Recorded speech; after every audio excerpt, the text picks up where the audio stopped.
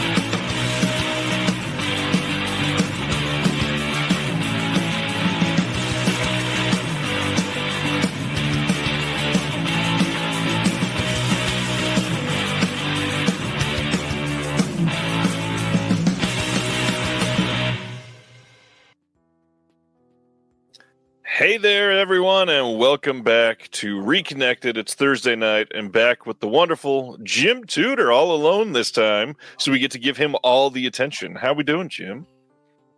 Well, yeah, I mean, I feel personally I'm doing fine. I'm going to be okay. But the last couple of weeks, it put us all on edge a little bit. So I'm feeling a little, it's that, it's that balance, Right. between we're going to be fine. We're going to, right? Are we going to be fine? And oh no, existential terror. It's like plagues that nags in the back of our head. But, how are you? I'm floating back and forth between there and complete manic stupor, it feels like. Manic stupor? Yeah. You don't say. Yeah. Living in a house with two special needs kids when you have all the schedules in the world to try to hold yourself to is a real fun time. Yeah, no, I hear you. You're pulled in two very important directions. But don't forget that family's a little more important. That's why they get all the attention. Yeah. It's hard for people like us sometimes, though, to remember that. Absolutely. It's also an important time for movie fans. We got, award season coming up. We've got big films coming out for critics, which means you're busy this time of year. Yes, I am in a local film critics guild, the St. Louis Film Critics Organization, and I'm, in fact, the president of that group. I became president of that group in 2016, and my term has to be up by now. It has to be. But nobody ever taps me on the shoulder and says it's over. In fact, I feel like I'm finally reaching the point where I know how to do the job, how to be the president of a film critic and what that means. And honestly, what it means is keeping some of the more eccentric members in check, who tend to occasionally have rude outbursts with studio representatives and things like that, and then we got to do some smoothing over. And, the other thing is just advocating for film critics to get access to movies, which is not the cakewalk it used to be. It used to be we got access to everything ahead of time and you'd get reviews ahead of time. And now the studios are buckling down and we're not getting access to things. Like we had to fight for access to the first Joker a few years ago and we got it, early access, Right. And then we did not get access to things like Furiosa and Joker Folie à Deux, So it's, that's Warner Brothers for you now under the Zaslav regime. Well, and just so everybody's aware, how early is early access for critics? Like, what do you want, and what are they giving you lately? What we want is about a week. Most film preview screenings are a week. A lot of times, nothing. The general public is in there with them, like for people your age and older probably will remember just tuning into the radio. Right. And they'll be, hey, win passes to see an early screening of, A Perfect Storm or whatever. And then you call in and you win. And what you win is a pass, not a ticket. So you have to get there early and get in line is what we always used to have to do. And then if you're lucky, you get into the auditorium, you get a seat. And the last few rows are always cordoned off. And it's like, what's going on here? Why can't we? No, those are for the critics. Right. Well, now I'm on the other side of that. I get the reserved seats. I don't have to wait in that line anymore because I am the critic. So, yay. It's and it is Film Critics Awards season. Right. The way awards seasons work, for those who don't know, is it begins, Film Critic Awards season runs about 7 months. It's a 7-month season. And it begins in late summer with the festivals. You have festival award season, and these movies start to appear, and they start to get buzz, and people with their ear to the news here. Oh, that movie sounds interesting, and they like that over in Venice or whatever. And then it's Film Critics Award season, and we have our turn, and the momentum continues through. Then the guilds have their awards that lead up to the Oscars, and then it's finally over, just on time for it to start all over again, really. So anyway, we're part of that machine, and the St. Louis Film Critics is one of many regional film critic groups. Fortunate enough to, what we've got now is a lot of. This is the time of the year, because it's Film Critic Award season, that the studios need us. Right. Whereas the rest of the year, they push us away, like I was just explaining about Warner Brothers and other studios too, pushing us away. We don't need you. We don't need you guys to come in here and do your critic thing. So I don't know. It's doing the critic thing is something that I realized in my life that I can't not do. Right. Writing about films is something that in all the other avenues of my life, I always ended up coming back to, like typing on my phone notes and thoughts and wishing that I could get up in front of people and lead a discussion or something, So now that's what I do. And it has to be fun.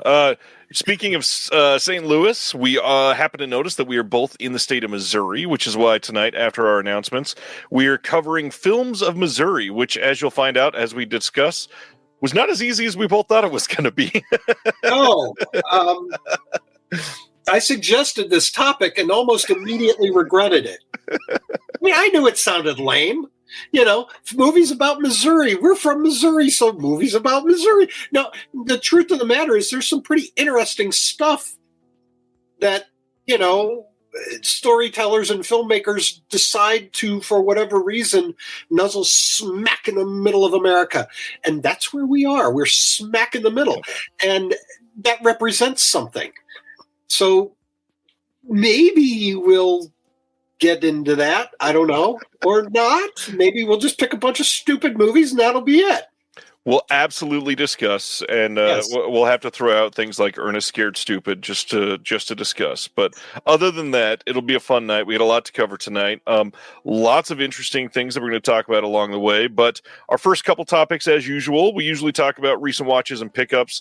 Before we get into those, as a critic, what are you hyped about this year? What are top 3 for you so far? Ooh, well, we just had the St. Louis International Film Festival, which was a big deal every year. That runs for 10 days. And, this year they did a good job of bringing in a lot of big studio festival movies. And I got to see The Brutalist which is, the Adrian Brody film that's 4 hours long and getting a lot of early awards buzz. Yep. The next night was September 5, which was an interesting one. That one's controversial. I don't know if you know about this film. It's barely heard a little bit about it, but not much. Yeah. It's part of the awards consideration. It's hustling for awards. The whole awards movie thing is, kind of separate from the summer blockbusters and that sort of thing, where, they treat these movies a little differently because they are angling for prestige reception. And, sometimes they deserve that and sometimes they don't. And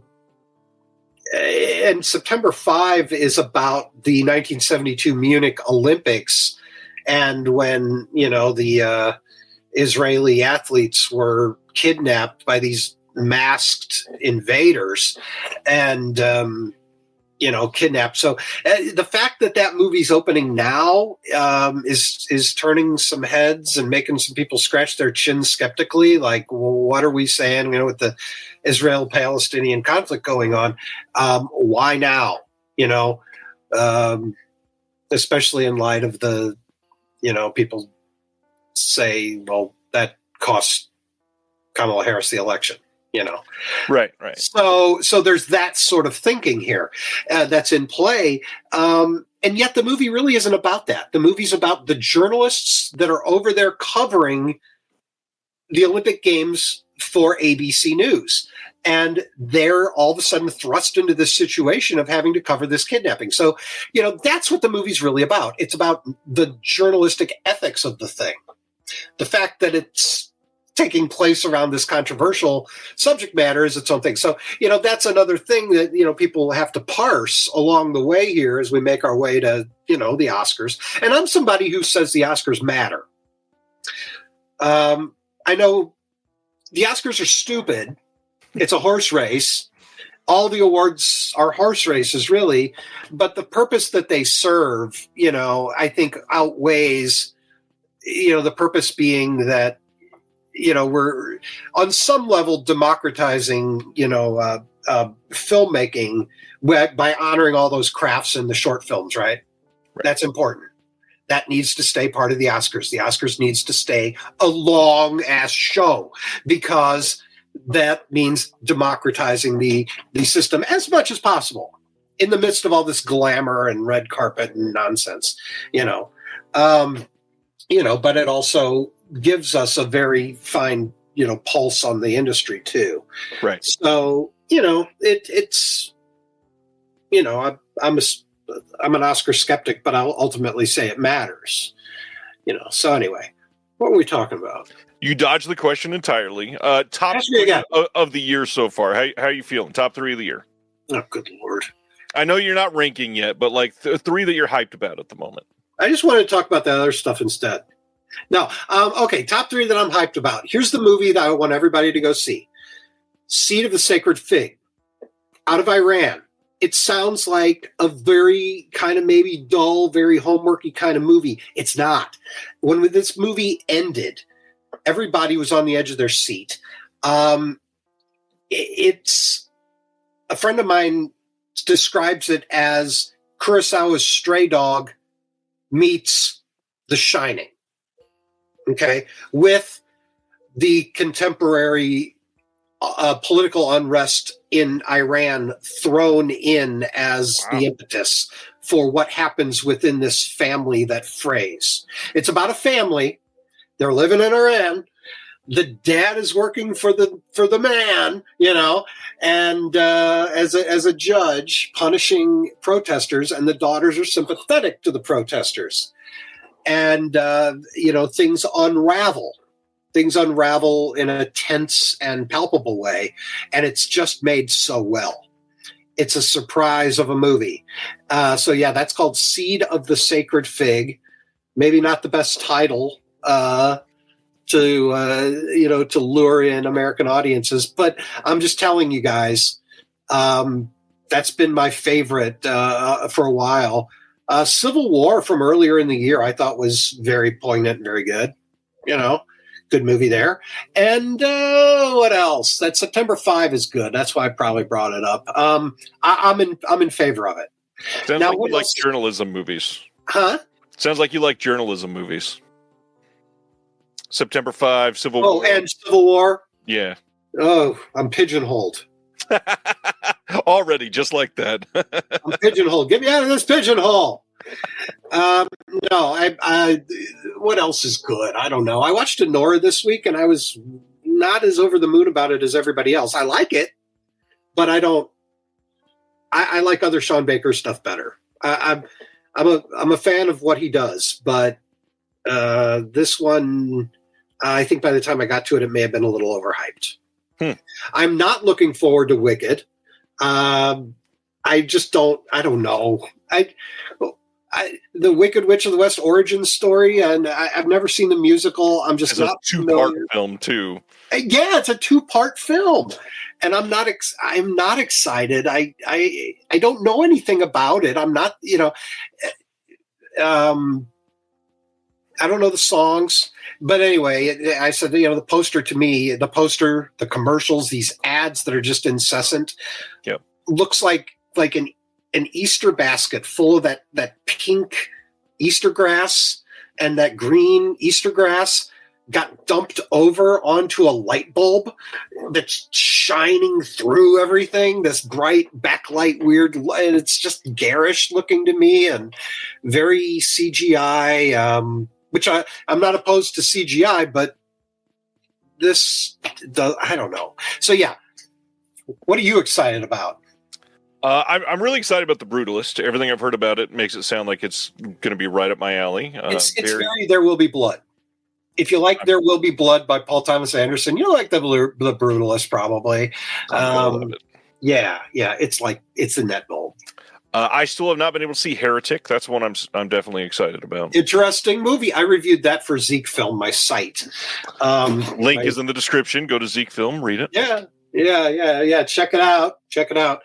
And I don't know. We're running up to the end of the year, so I don't know what else is good. I'm not sure.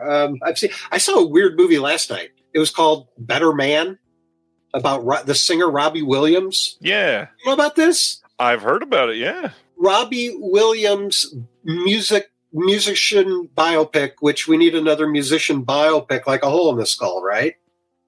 Yep. Yeah, Juror Number 2 and Wild Robot, they say. Deaf Crocodile likes that. There you go, guys. There's your scoop. Juror Number 2 and Wild Robot coming to Deaf Crocodile. No, just kidding. I haven't seen either of those movies, honestly. Juror Number 2 or Wild Robot. Wild Robot looks really good. Yeah. I'm looking forward to finally getting to see it. Need to catch up. Yeah. Anyway, Better Man is they make him into a chimpanzee. And why? It's so weird. It's not good weird. It's just like, I don't know. I found myself very distracted by Robbie Williams as a chimpanzee in Better Man. I wonder why. Well, just thinking things like, when I'm supposed to be caught up in the biopic drama of his substance abuse and his struggles with his father and all this, I'm sitting there just thinking things that, I'm not supposed to be thinking, like, does he have a tail? What do his feet look like? Can he move through trees like that? Because he's got a monkey, a chimpanzee head and fur on his body, but he stands upright like a human being. He doesn't have the posture of a simian, right? Right. Yeah, so it's like every time in the future when anybody wants to use a clip of this movie, it's directed by the guy who made like The Greatest Showman. So it's got some pretty good musical numbers in it surrounding all this dreck, and every time somebody shows a clip of one of those musical numbers, for any reason in the future, there has to be this obligatory setup that, and by the way, Robbie Williams is a chimpanzee in this movie. Okay, roll the clip. It's like, it can't have a future because of this. It's such a weird choice. How many millions of dollars did they add to the budget to make Robbie Williams a chimp? It's a good question. I would love to hear that exact number. Would you? Recent watches for me, I finally got to see Cuckoo from this year. Did you see that one? No. Is it good? It's definitely style over substance, which can work sometimes, but I wanted just a touch more substance. They lost a little bit of the plot too far, I think, into the style side. I liked it, but I wanted more out of it. Especially the marketing looked really great for it, and then it just did not meet what it was hyping up. We had a critic at Zeke Film who went and saw it to review it for the site and came back and said, I don't really like it very much. I'd rather just review something else. And so that's, we didn't cover it. I don't know. Maybe I'll see it. Maybe I won't. And then an old time watch, finally watched the 4K that just came out of Addams Family Values and just reiterated how perfect of a film that is. I think it's better than the first one. It is so much damn fun. Perfect cast. Love that movie. But okay, I know you're of the age where there's some nostalgia about this sort of thing. I was in college when the first Addams Family came out. It was like, this is this. I don't know. Maybe I need to check it out again. But I kind of dismissed it back then as style over substance. It's a big production design triumph, is what that is. Huge. Yeah, with the MC Hammer thrown in for good measure. I don't know. And I did not see Addams Family Values, so I can't. It is better than the first one. I will say that for sure. And it's the reason the 4K UHD was invented. That's so we can the only reason really have these movies pop. That thank goodness give new life to these movies that maybe kind of need it, like that one. Well, we are here for physical media usually. What kind of pickups you got recently? Let's see, Ryan. I've got here some great pickups. Really good. These are I like to share the wealth among the boutique labels and the boutique label retailers. So I picked these up from Diabolic. I've been buying the Deaf Crocodile special editions two at a time as I'm able. So I got the first two, and then I just was able to order these two. Very, very excited to get into these, especially this one. Tamala, is it Jamala or Tamala? Somebody. Tamala. Oh, good Lord. All right. That's a beautiful movie. I've read it. It's yes. I teach history of animation. So this is a very justified purchase. And I know there's a lot more on the way from these folks. And I'm excited about it.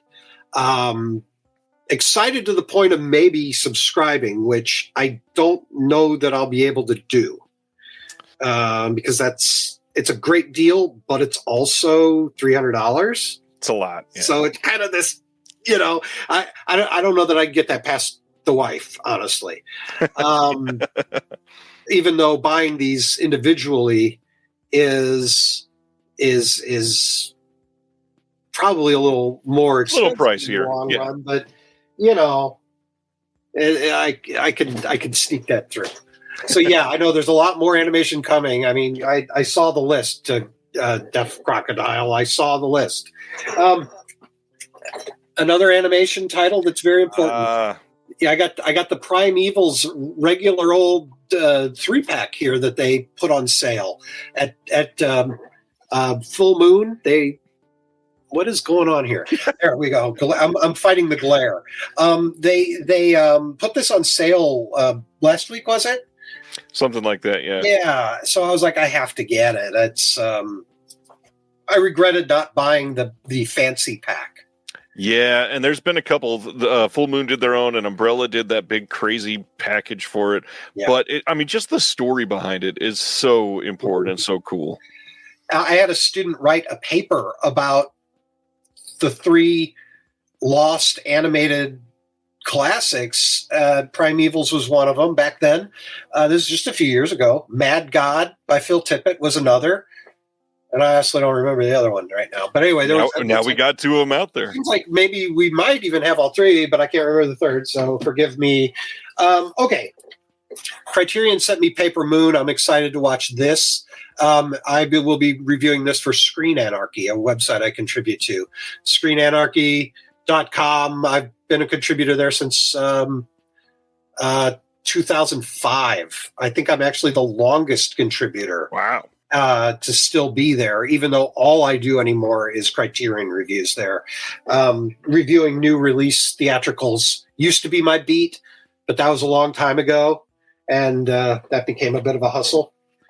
Picked this up from my local store, Nickel Flicks. Part of the big new assortment that they've got coming in there.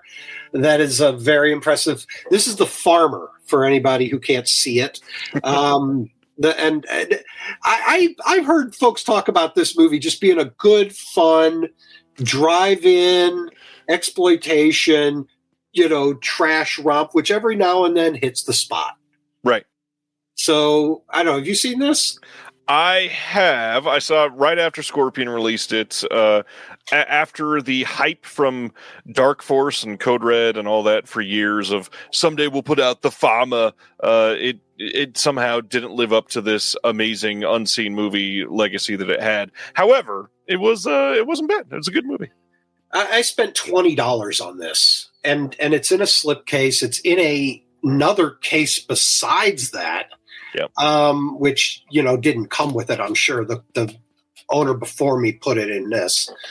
But yeah, I don't know. It seems like a fun find. Let's see. Was it 2 nights ago? I was supposed to go to the press screening of Gladiator 2 for Film Critics, and I skipped that because I promised my daughter that we would go to this special event that was in St. Louis, Fritz Lang's Metropolis, 1927 silent sci-fi epic, performed with a live in the theater heavy metal score, and we had to go. I was so jealous when you posted this. My daughter Grace is a film buff too. She's 16. And of my 4 kids, I have 4 kids here, and a cat and a dog and a wife. And of all of them, she's the only film buff. So she was like, "We have to go." And I was like, "All right, I guess I'm missing Gladiator 2," which it sounds like I made the right choice. In fact, I know I did because it was awesome. And I bought from the merch table their Blu-ray.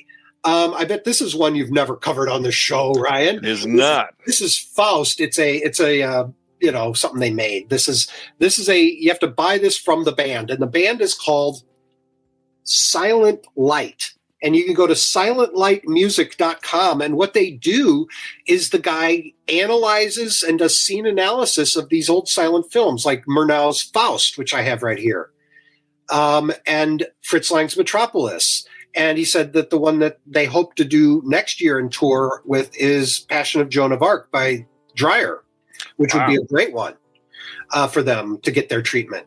So anyway, I went ahead. I wanted to support these guys. I bought their Faust Blu-ray, which he said he pulled down off Wikipedia Commons. I think that the transfer is probably nothing tremendously special. Right. Maybe I'll be surprised, but it's their music over it.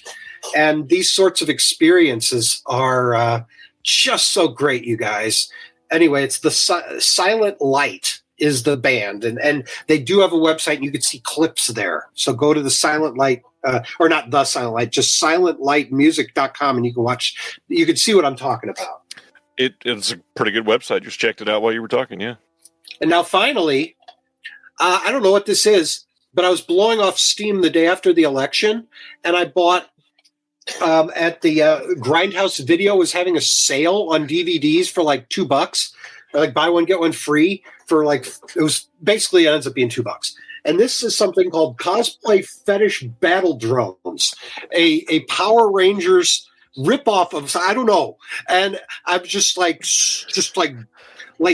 this is how I'm going to blow off steam, and it's like, I can't believe what happened. I'm going to buy crappy movies. And next thing I know, it shows up and I'm like, what? Okay. So now I have cosplay fetish battle drones on DVD, everyone. If anyone's seen this, let me know. I don't know what I'm getting myself into. Power Rangers porn, they ask. I don't think so. Is it? I don't think it's actually with the word cosplay fetish. I mean, maybe. Oh well. So that's that.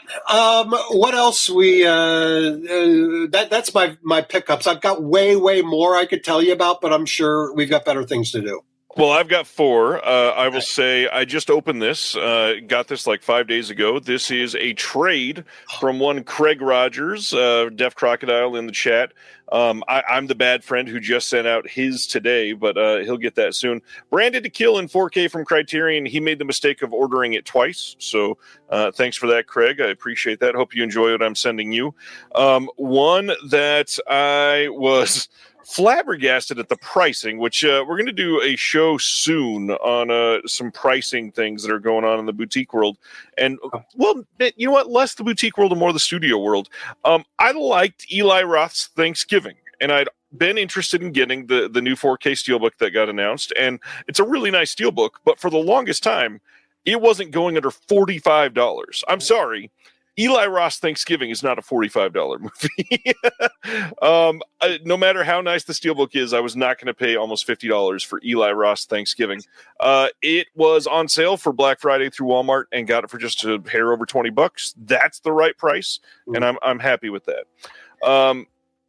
Review copies, though, imprints coming in clutch with 2 that I have been eagerly awaiting for the last, 90 days.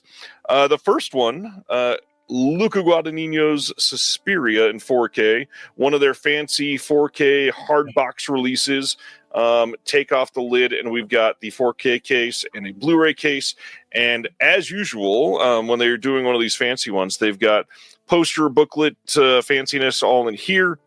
But I'm most excited about some features on here. There's a making of audio commentary with Miranda Corcoran on here. There is a second Blu-ray disc with a visual essay by David Polisi, visual essay by Alexander Heller-Nicholas, another visual essay by Philip Jeffries. Like, there's so much in this that I'm dying to see. This is going to be a full day worth of viewing because, yes, the 4K is a big deal. However, all of the extras on this is what really makes it special. And the movie's 2 hours and 45 minutes. So there's a full day. Right? Yeah.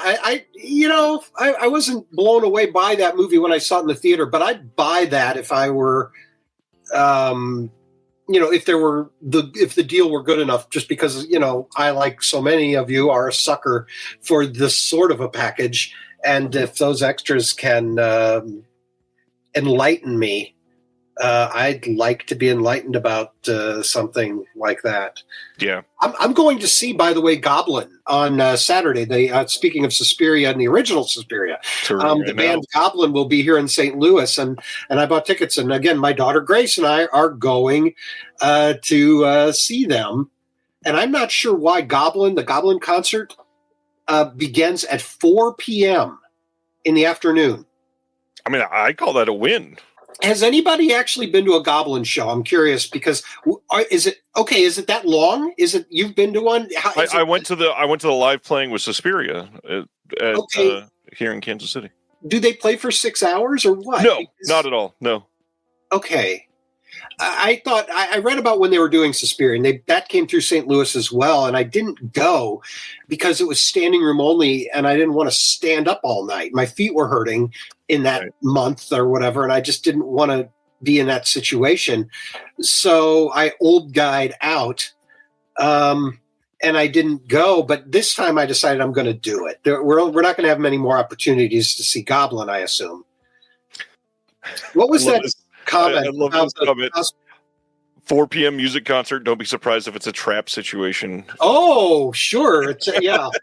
The cosplay fetish battle drones. If anybody's interested, it's on Tubi right now. words I didn't expect to type tonight. I could have saved $2. Of course, maybe I will have to watch it on Tubi because the way I threw it over my shoulder, it's over there now. And I don't know if you can tell what kind of junk pile I've got going here, but I don't think I'm going to be finding that for several years. So when Goblin played here, they did Suspiria, and then after that, they maybe played maybe 35, 40 minutes after that, and that's it. Okay. Well, I was able to get two chairs this time, and it was only $5 more. So I got the chairs to sit in instead of standing all night. So I was like, if they're starting at 4, Goblin, I mean, these guys are no spring chickens. No. They're I'm thinking, okay, it's either a time zone thing or it's a logistical thing. That's probably more likely. There's probably another event afterwards. Yeah, or they really do go that long. They're going like Springsteen level, 17 encores. Yeah. Anyway, I'll post my Goblin pictures and review after the show on Saturday or Sunday morning. I'll post them on Facebook for people that want to go find me there. And also, I'm on Blue Sky. We'll start using that too. So the last thing I'm going to talk about this week, everybody's talking about that gorgeous release of the Blair Witch Project, the second site put out. Tons of extras, great booklets and all that stuff. I, though, was also very excited for the imprint release of the Blair Witch Project collection, which includes, for the first time on legal Blu-ray, Book of Shadows, Blair Witch 2. Right. And I am dying to rewatch that. It's been quite some time. Mm-hmm. And again, it's not often we get a film like Book of Shadows, Blair Witch 2 with contextual extras in a nice hardbox release. Two cases, lots going on, new extras for Book of Shadows. Like, this is great, and it's also a completely different release than the second sight of the first film. There are other extras on here that are not on the second sight release. This is not like the authorized version of Blair Witch Project. The producers and all that worked with Second Sight. They did not with imprint. This was just licensed to imprint. However, I'm stoked on watching Book of Shadows. It's been a long time. My DVD copy of Book of Shadows was stolen by a babysitter like 16 years ago, and I've never gotten another. I've never been able to come across another one. Right. I don't love the movie, but I didn't hate it at all. It was interesting, considering this is not the sequel you would expect. Not at all. Yeah. Not at all. Yeah. Anything else you want to call out before we get into our announcements for the week, friend? Oh, heck, I don't know. I think let's do the announcements because unless you want me to talk about that movie September 5 a little longer, I could do that. But I think we're good.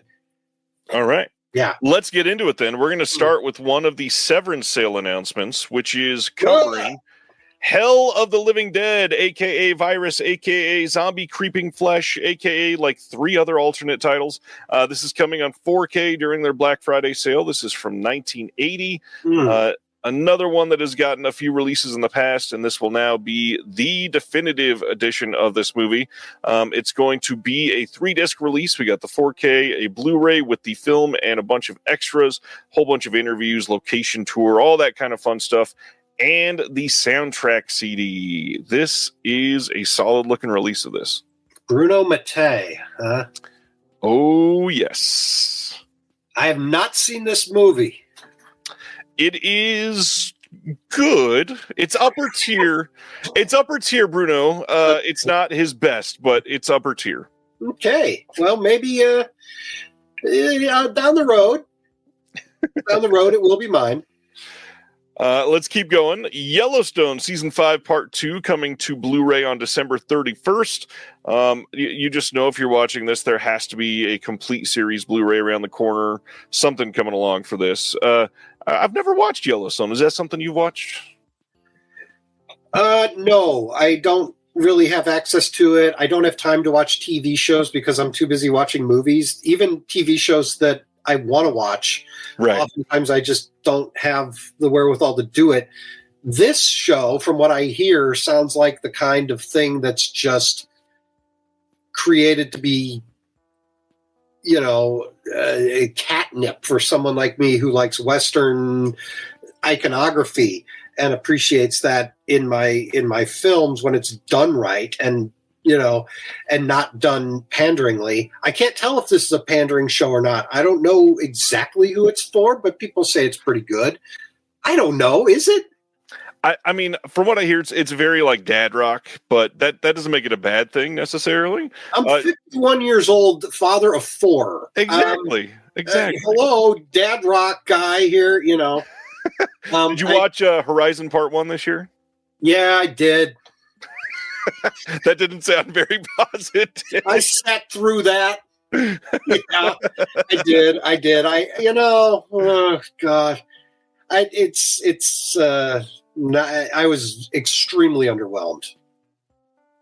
The idea of announcing that you're going to do a 4-part film in 4 films is a wild endeavor. It sucks that it did not do well, and the last 3 are probably going to either cease to exist after the second one or languish on streaming or something. But right, yeah. It does suck. I'm with you. I'd like to see this thing get done just because I feel like, well, maybe eventually there's a payoff in all this. But man, that first one, a lot of folks have said Horizon Part 1 is a part 1 of a TV series, really, or a mini series. It's not really a movie unto itself. So I don't know. Was Horizon the event? Was it the event Horizon we wanted? No. And Yellowstone, I've never seen 1 minute of it. I like Taylor Sheridan stuff, though, so I'll still check it out someday. Who knows? Elvira's Haunted Hills getting a blue release in the UK from 101 Films. This is coming on December 2nd. As far as extras and all that, nothing new if you've got some of the other releases of this movie, but I don't believe this has had a UK release on Blu-ray before, so that's a good choice. There's an extra on here called Transylvania or Bust. Why would they call it that? Let's see. Interview with Richard O'Brien, the Rocky Horror guy. What? He's involved, huh? He's involved with this? I believe he is, yeah. What do you know? Okay. All right. Next up, The Lords of Flatbush, coming to Blu-ray, I believe, for the first time ever from Sony on December 31st. This is with the one and only Henry Winkler and Sylvester Stallone, plus Perry King and a handful of others. This supposedly is what led into Happy Days. It's got Rocky and it's got the Fonz, but Perry King gets top billing. He sure does. Yeah, Lords of Flatbush. This is Sha-na-na. I've never seen this, and this one has supposedly been pretty difficult to see, actually. And which label is this? Just Sony? Sony Pictures, yeah, doing it proper. I'm sure it'll be a great restoration then. Great. Bring it. Next up, Beyond the Wasteland, coming from Wellgo USA, who has been doing great with modern films that seem to go out of nowhere, either from streaming or festivals, and then disappear for pretty much ever. January 7th, this is getting that Blu-ray release. This is supposed to be pretty good. It says, deep in a secluded forest, Marco lives in isolation under the watchful eye of his overprotective father, who is determined to keep his young son safe from the evil ones. And they capitalized evil ones in the copy. Deeply lonely and increasingly curious about the outside world, Marco yearns to uncover the secrets of life beyond the forest and begins venturing further from home. But after a cruel turn of events grants his wish sooner than he ever imagined, Marco is forced to flee and embark on a grim journey filled with unknown dangers and a glimpse into a world forever changed. You know, for years, I made the mistake of dismissing Wellgo as among the ranks of Mill Creek. Yep. And Echo Bridge, or even, these sorts of labels. And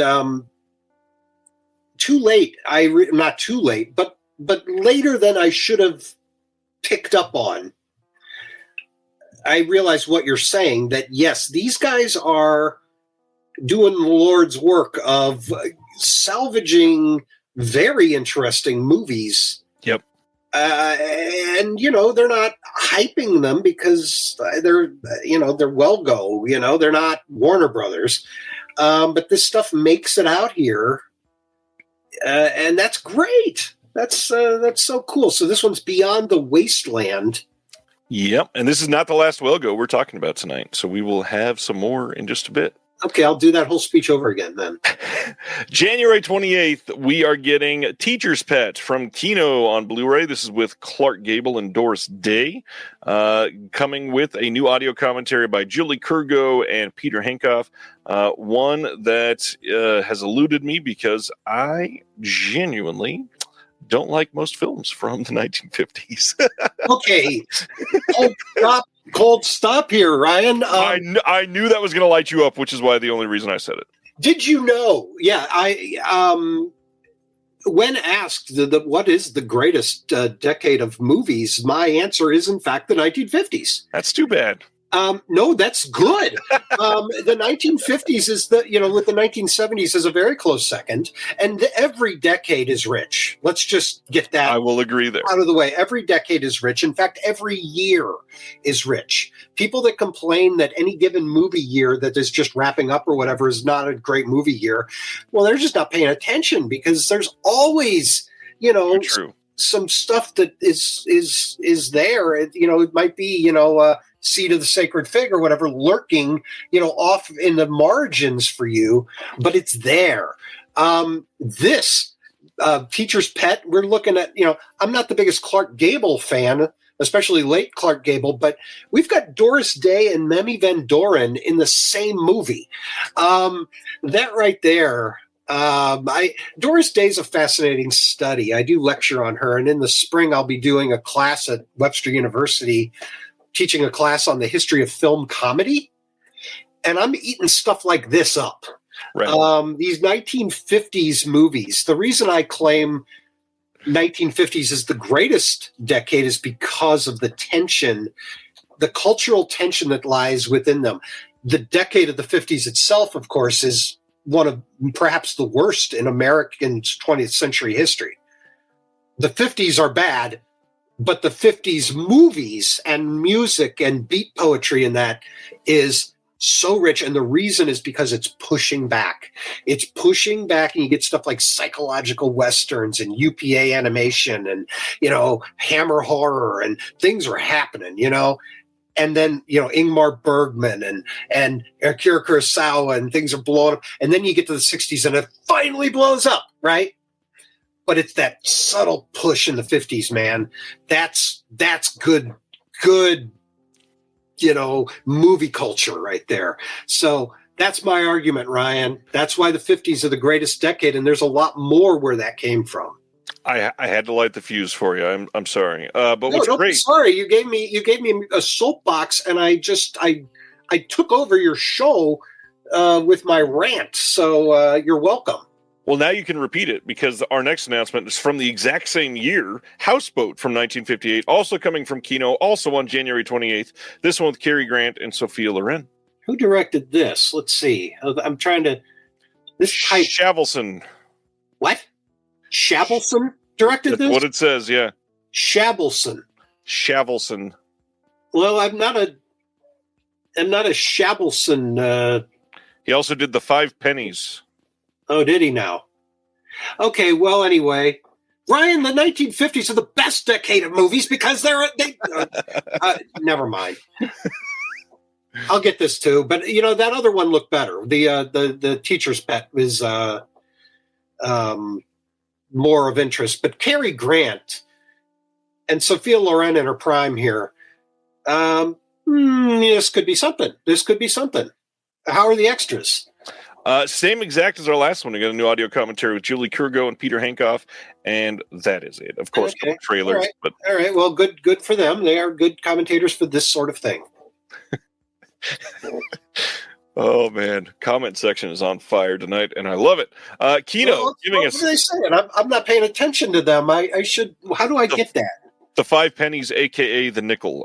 On the right-hand side of your screen, if you click on comments, they will show up on your screen, and you can read them as well. Oh, good. Okay, thank you. Most weeks I'm not able to be here live. I move things around to, actually be the guest, but most of the time I have to listen to this on the audio replay. Right. And I will petition everybody who does show up here. It's helpful to reiterate the titles throughout the conversation about the individual titles, because sometimes you'll say "Sea of Love" and then you'll talk about it for 5 minutes, and I'll be like, "Wait, what are we talking?" Anyway. Good to know. So Sea of Love is this one. It's called Sea of Love. Sea of Love is from 1989, also coming on January 28th from Kino. This one on 4K, starring Al Pacino, Ellen Barkin, and my man John Goodman here. We've got a new audio commentary by the inseparable trio of Howard S. Berger, Steve Mitchell, and Nathaniel Thompson. Yes. This is also an archival commentary by the director, Harold Becker, and some deleted scenes on the Blu-ray disc and some trailers and whatnot. This is one I've wanted to see for quite some time. I've seen part of this movie, like when it aired on network television. So, of course, whatever part of it I saw was hacked to smithereens, in and of itself, and pan and scanned. Right. I, too, have been wanting to see this movie for quite some time. Al Pacino at his yellingest, right? And Ellen Barkin just at her hottest, and John Goodman at his John Goodmanest. I suppose I could say I'm in. I am absolutely in. This is John Goodman at like the height of young Roseanne, and can't wait for this. Fred Flintstone times. The next one, April Fool's Day, getting its 4K release from Kino on January 21st. Again, new audio commentary from Howard S. Berger, Steve Mitchell, and Nathaniel Thompson. There are some interviews and all that on the Blu-ray disc. I will say, and it's hard to be disappointed on a lot of stuff like this, but earlier, I think it was just this year, because it was around April Fool's Day this year, we got Deborah Foreman announcing this on social media and kind of implying that something was going to happen where she was either involved in special features or there was going to be some new stuff. There's nothing else besides this new commentary, which is great that they're doing it. However, it sort of was like a tease. It seemed like we were going to get something, and this is what we got. Did something get buried? Like, were extras created that were then nixed or something? I mean, that's possible. I don't know. If she was... We don't know. Yeah, we'll never know. Here, I've got an observation. I'm looking at the cover of this movie, and I love this cover. I've never seen this movie, but I've seen this. I remember this back at the video store on VHS when I was a kid. And I was fascinated by this girl in April Fool's Day, the poster where she's got the noose. Her hair is a noose, and behind her is a knife. That right there is striking. But she's walking into a room to approach a table full of people, and they're all hooping it up and going nuts. What are they hooping it up about? Like the front of her that we're not seeing. What's so exciting about that could top the noose, hair, and dagger that she's about to use on them? What? Why are they so excited already when they can't even see the thing that is the main part of the picture here? You know what I mean? We don't know, but you should know. It's because the group is going to an island weekend adventure. Oh, maybe she just announced that they're going on the trip. And they're like, woohoo! Little do they know that this trip will be murder. What's going on, Garrett? Garrett's here. Yeah, she is toasting, so that's why they're all excited. Okay. I'm overthinking it. What? No. This is everything is intentional. All the little details that we see on these covers are all intentional. They're trying to signal something to us, right? Well, and what's funny, she's toasting. Yeah. The other girl already has her drink. Yeah. Her feet are in the champagne. They all have drinks. Is that an umbrella in a champagne glass? It's an umbrella in a champagne glass, Ryan. I don't know. This party's been going for quite some time, and then it's I think this must be like the 11th toast of the night, and I mean that means it's a good time. That's why they're it's March 31st, and the clock is about to change over to April 1, April Fool's Day. Bum bum bum on 4K, and they are excited. They're losing their minds. They've got their foot in the. Okay. Anyways. Next one.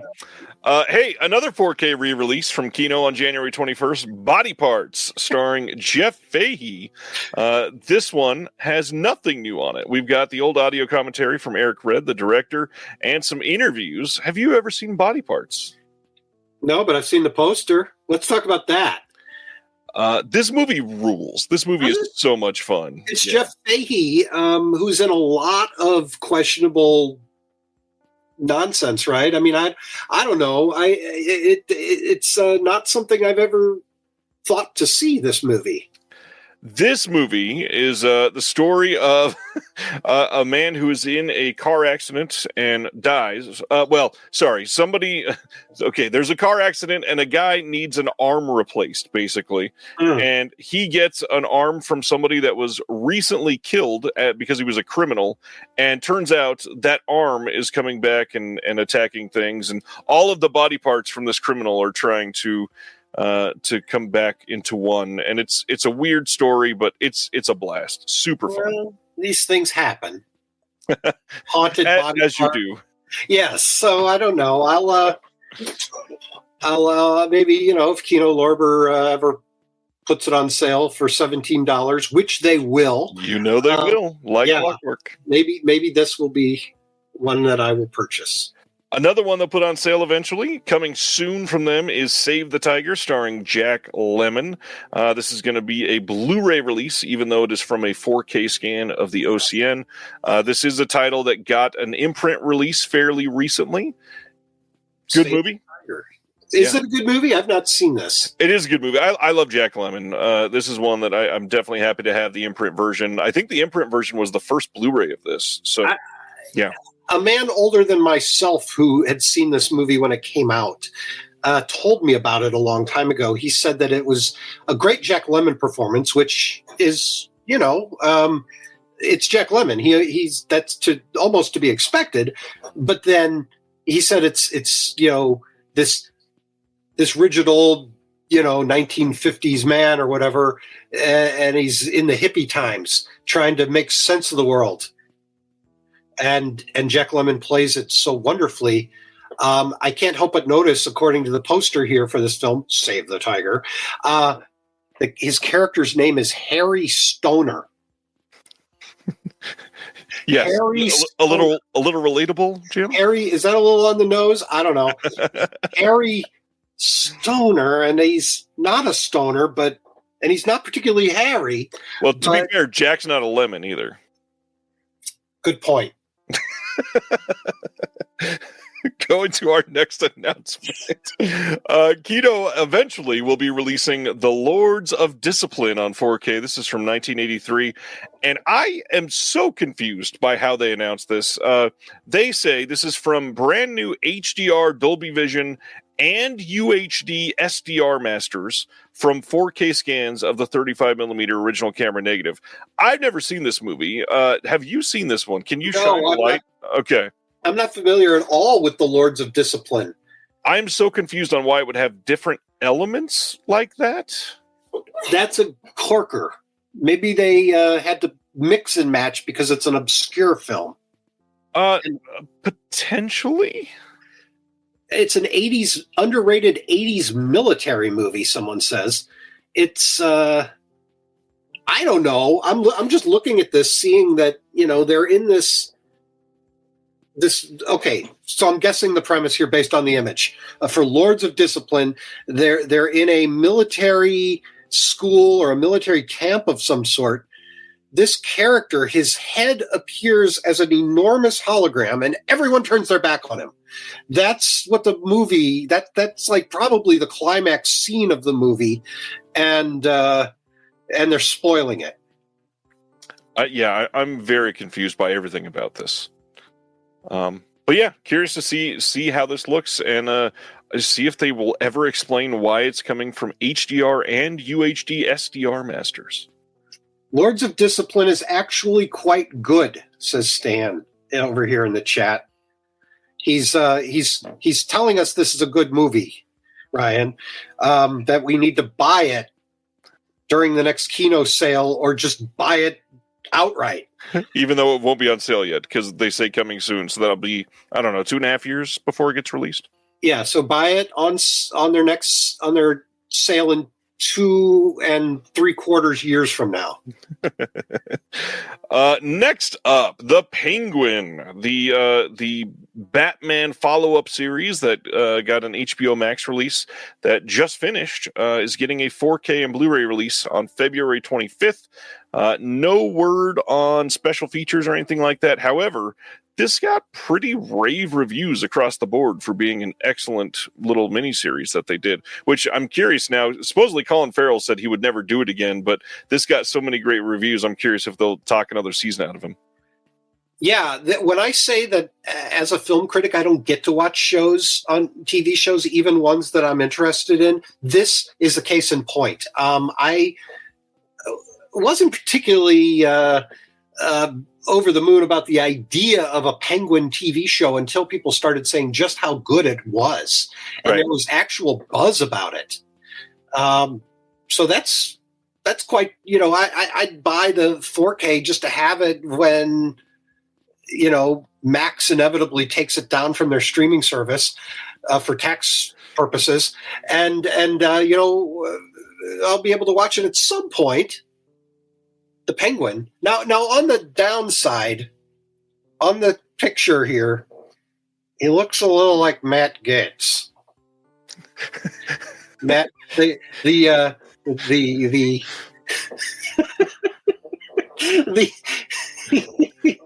disgraced politician, would-be attorney general. Doesn't he kind of?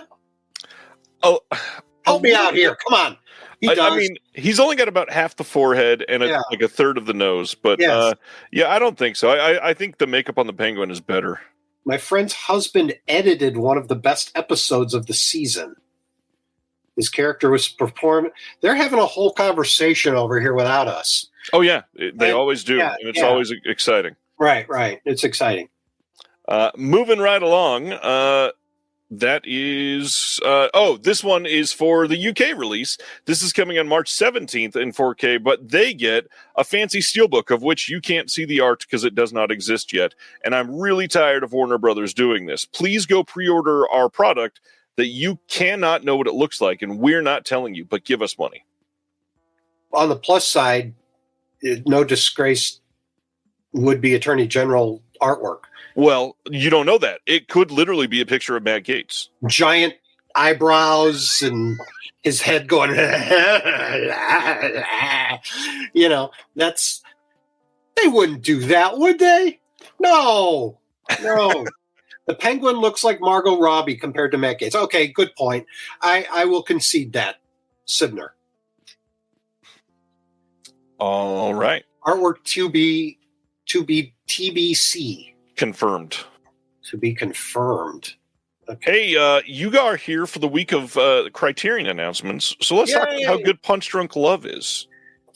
I reviewed the the Blu-ray release of this several years ago for Screen Anarchy. And how'd you feel about the film?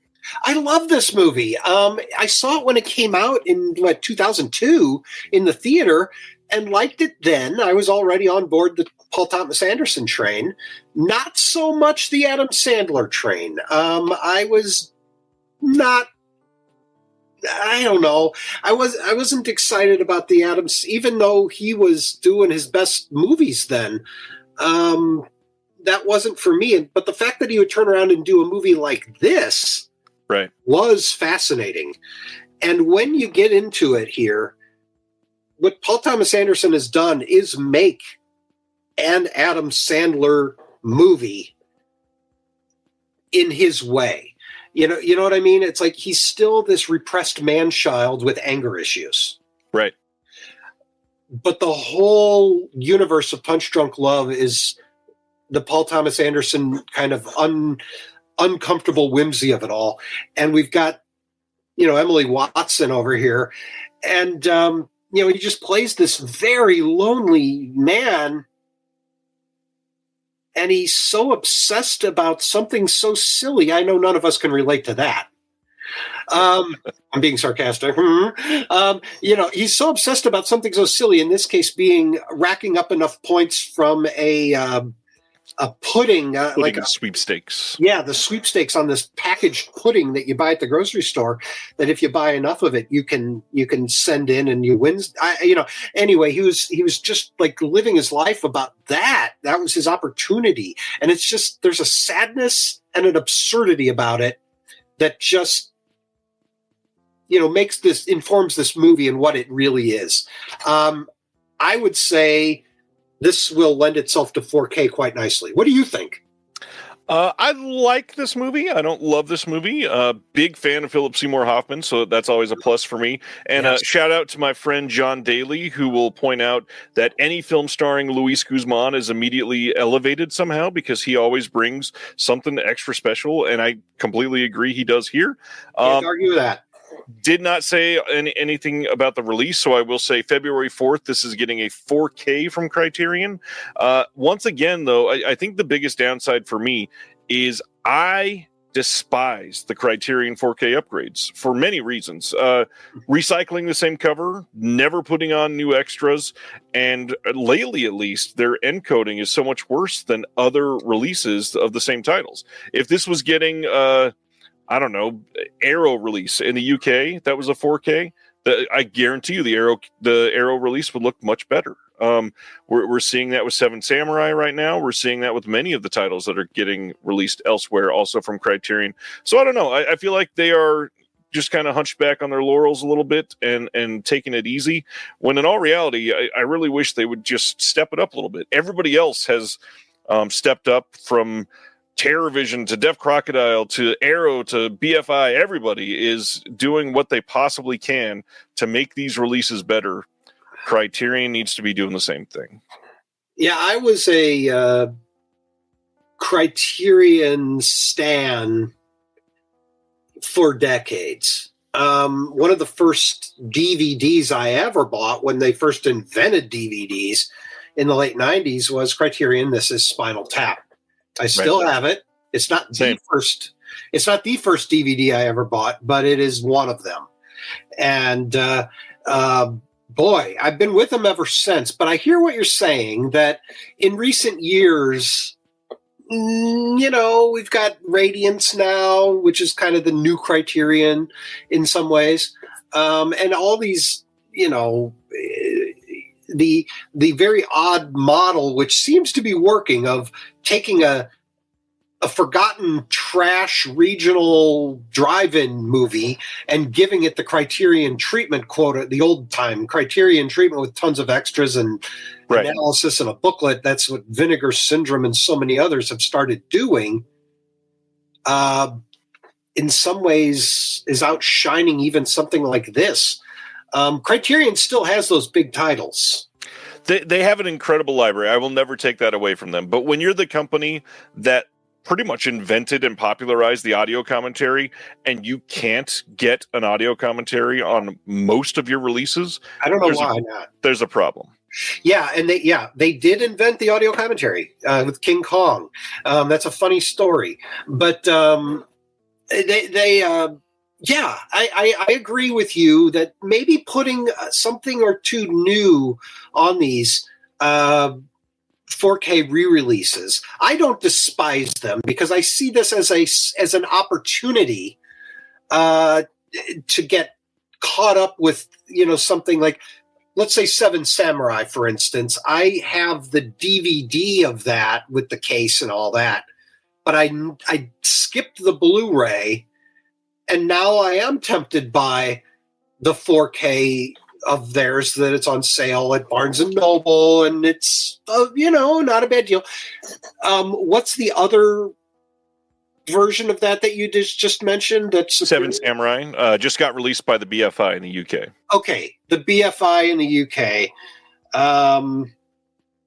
The BFI has a 60-plus page booklet. It has more extras than Criterion, and it's already been proven to have better encoding than Criterion's. Okay, this is where I have to out myself again. I did this last time I was on, but I have to say I've yet to get a region-free player. I have a Panasonic that apparently can be hacked. I don't know how to do that because I'm old, but I'm thinking about buying a region-free player. I think it's time. I know it's time. My other player's starting to get a little weird. I'd like to buy something reliable that doesn't break the bank. I'll take your suggestions in the chat. Well, and the other thing I'll throw out there, the 4K disc is region free, as are 99.2% of 4K discs. That's a good point, yes. They are all supposed to be region free, but there's been something like 25 mistakes in the world that have been region locked 4Ks. Okay.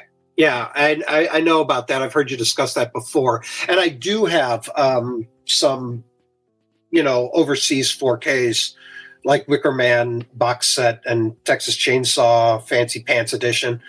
So yeah, I have gone down this road. But I guess I forgot is what I'm saying. Like the chat is saying, I say to go to 220-electronics.com and take a look around, figure out what's fitting your price point, and go from there. It's a great site, super reliable. I think you'll be happy. I want a tank, I want a Blu-ray 4K playing tank of a machine that doesn't feel like it weighs a quarter of a pound and is made of cheap plastic. I want something that I know is going to last and is going to serve me well. Because then, sadly, you got to pay for that, though. Exactly, and that's the thing. I'm going to save up and do it, though. I've looked at the Panasonic UB820, which is also recommended. But that may be it. It might not be. I don't know. Anyway. Keep it coming, folks. I appreciate it. I'm looking at your suggestions. This was a fun diatribe surrounding Punch Drunk Love. You can buy that on 4K on February 4th, and going to the next one is a fairly big title that made a lot of people very happy. Godard's King Lear, coming on February 11th on Blu-ray and DVD. One I have never seen. This one has an audio recording of the 1987 Cannes Film Festival press conference with Godard, new interviews with Richard Brody, and actor and co-screenwriter Peter Sellers, and then an essay by Brody as well. Not that Peter Sellers. Right. Spelled with an A and not an E. Right. This is a different Peter Sellers. Peter Sellars. This has been one of the most obscure, most difficult Godard titles to see, to my knowledge. This has only been available on like archive.org on the internet, right? Yep. That you could find it there. But other than that, no, this is a big deal to come to Criterion, if only because it's a Godard film that's eluded so many of us, and Molly Ringwald is in it. This is a rare English language Godard film. Yep. Now, how closely it sticks to the King Lear story, I suspect probably not too close. But and I suspect also it's being like Godard in 1987. Is he using video for this? I mean, why is this only on Blu-ray? Because Criterion's been making a point of going 4K heavy lately on almost everything all of a sudden. But not this. I wonder why that is. It is only a 2K restoration, but unfortunately, that's the only information we get. So I'm not sure what it was filmed on. I really wish we would get more information pretty much from every label about the elements that they're using and who did the restoration and such. Yeah, no, that's fair. That's absolutely a great drum you've been beating. I appreciate that. But Criterion does, in the booklets, they always kind of say, Generally, you know, they've always done that. Go through and say, well, we used the 16 millimeter this and a telecine over here and that and this and this, and scraped away thousands of instances of dirt and mud and specks and footprints, and they're not doing that up front, is I think what you're saying. That's what I'm getting at. While true, you have to buy it to figure that out, which is the exact opposite of what we all want. Yeah. So anyway, but all that to say, I'll still get this. I'm excited. Godard fascinates me and drives me up the wall all at the same time. It's what we want. Confounding, head-scratching, iconoclast filmmakers are not so easy to come by anymore. And his death was a loss in only that way. Sometimes these Godard films are the greatest tests of one's patience, but when it's over, you say to yourself, what else did he do? What else can I see? Right. What else can I challenge myself to? So yeah, let's be excited about this. And speaking of what else you can see, Crossing Delancey on 4K and Blu-ray, the Joan Micklin silver film, which I just recently, for the first time, watched the other Criterion Joan Micklin silver they just recently put out. Very happy with Chilly Scenes of Winter. This looks pretty good. New 4K digital restoration, supervised and approved by the cinematographer. We got a new program on the making of, featuring Amy Irving and Peter Riegert, screenwriter Susan Sandler, an audio interview from 1988, and an essay. And again, this is one of those situations where I will point out an audio interview and a program on the making of is all they would do. I guarantee there are literally hundreds of critics that would have done something for this for free. I probably would have. You didn't even have to pay people, and they would have done a commentary for free. I've yet to break into the bonus features racket like you have. I'm game. I wanted to do this, but it hasn't happened yet. Maybe one of these days. A movie like this, though, you're absolutely correct. I reviewed for Screen Anarchy Chilly Scenes of Winter, by the way. What a good movie that is. Great movie. And I got one of my favorite lines that I've written, if I could just indulge for a second here, in my review of Chilly Scenes of Winter. As you may know from the extras on that disc, that the film had been released under the title Head Over Heels. Well, at that time, there had been a new Tears for Fears album called The Tipping Point that had just come out around that time, and I was into Tears for Fears, and I got to put in, the back, just kind of summarizing the backstory of Chilly Scenes of Winter and how its title got changed. It's like, and then something happens, and it's head over heels. The Tears for Fears song. Great song. I love to bury song lyrics apropos to nothing in my reviews, just for my own amusement. I do it all the time. That might be my favorite. And if you think that was stupid, well, sorry, maybe my writing isn't for you. But, it's like these little Easter eggs I throw in just for no reason. And people can say, is that on purpose? Yes, it is. Crossing Delancey looks fantastic. Love this cover art, too. Joan Micklin Silver, underrated director. I think she's getting more rated, though. Yeah, 100%. Yeah, it's starting to happen, which is good. Ragnar in the comments saying how spoiled we become crying about not having a commentary. I will point out, just a few minutes ago, you were commenting cash grab 4K re-releases. We're literally complaining about the same thing you just did. Make it not a cash grab and put better features on the releases to make it worth our money. You got to choose a side, Ragnar. Are you against them or not? It makes no sense whatsoever. Yeah, Ragnar. Let's go to the next one. Drugstore Cowboy. This is a big deal. And one, I'm sorry, I do not like the poster art on this one. What is going on there? I feel like somebody took an I Spy book and cut out a corner of it, and this is what we got. Gus Van Zant's Drugstore Cowboy from 1989. This also, I believe, got an imprint release. And here we are looking at a Criterion release. This one has a new 4K digital restoration supervised by Gus Van Sant and the DP Robert Yeoman. We've got one 4K of the film and a Blu-ray with the film and special features, an audio commentary with Gus Van Sant and Matt Dillon. I don't think this is new. I think this is an archival commentary. And then we've got the making of featuring interviews with Van Sant, members of the cast and crew, some new interviews with Kelly Lynch and Yeoman as well, and then an essay by author and screenwriter John Raymond. Drugstore Cowboy. I think this is the first Blu-ray release of this in the U.S. I believe it is too. This has not been a movie that's been that easy to come by either. Right. I'm looking at this artwork. I'm fascinated by the weirdness of this choice. This is a choice the Criterion's made. Now, here, dodgy Photoshop aside, the edge of his face needs a little tiny little bit of what do you call it? Smudging. It's too sharp. But if all that crap that's floating around, the hat and the needle and the upside down animals in the house and all this junk, the pills, if that's a slipcase, a clear slipcase with that stuff on it, I could see that.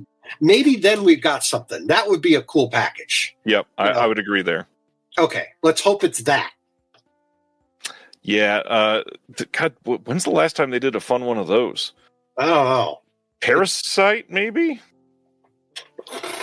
I'm looking over at my Criterion wall, and it's too far away for me to see. I don't know, guys. Maybe people in the chat will know. When's the last time Criterion? Oh, Sex, Lies, and Videotape.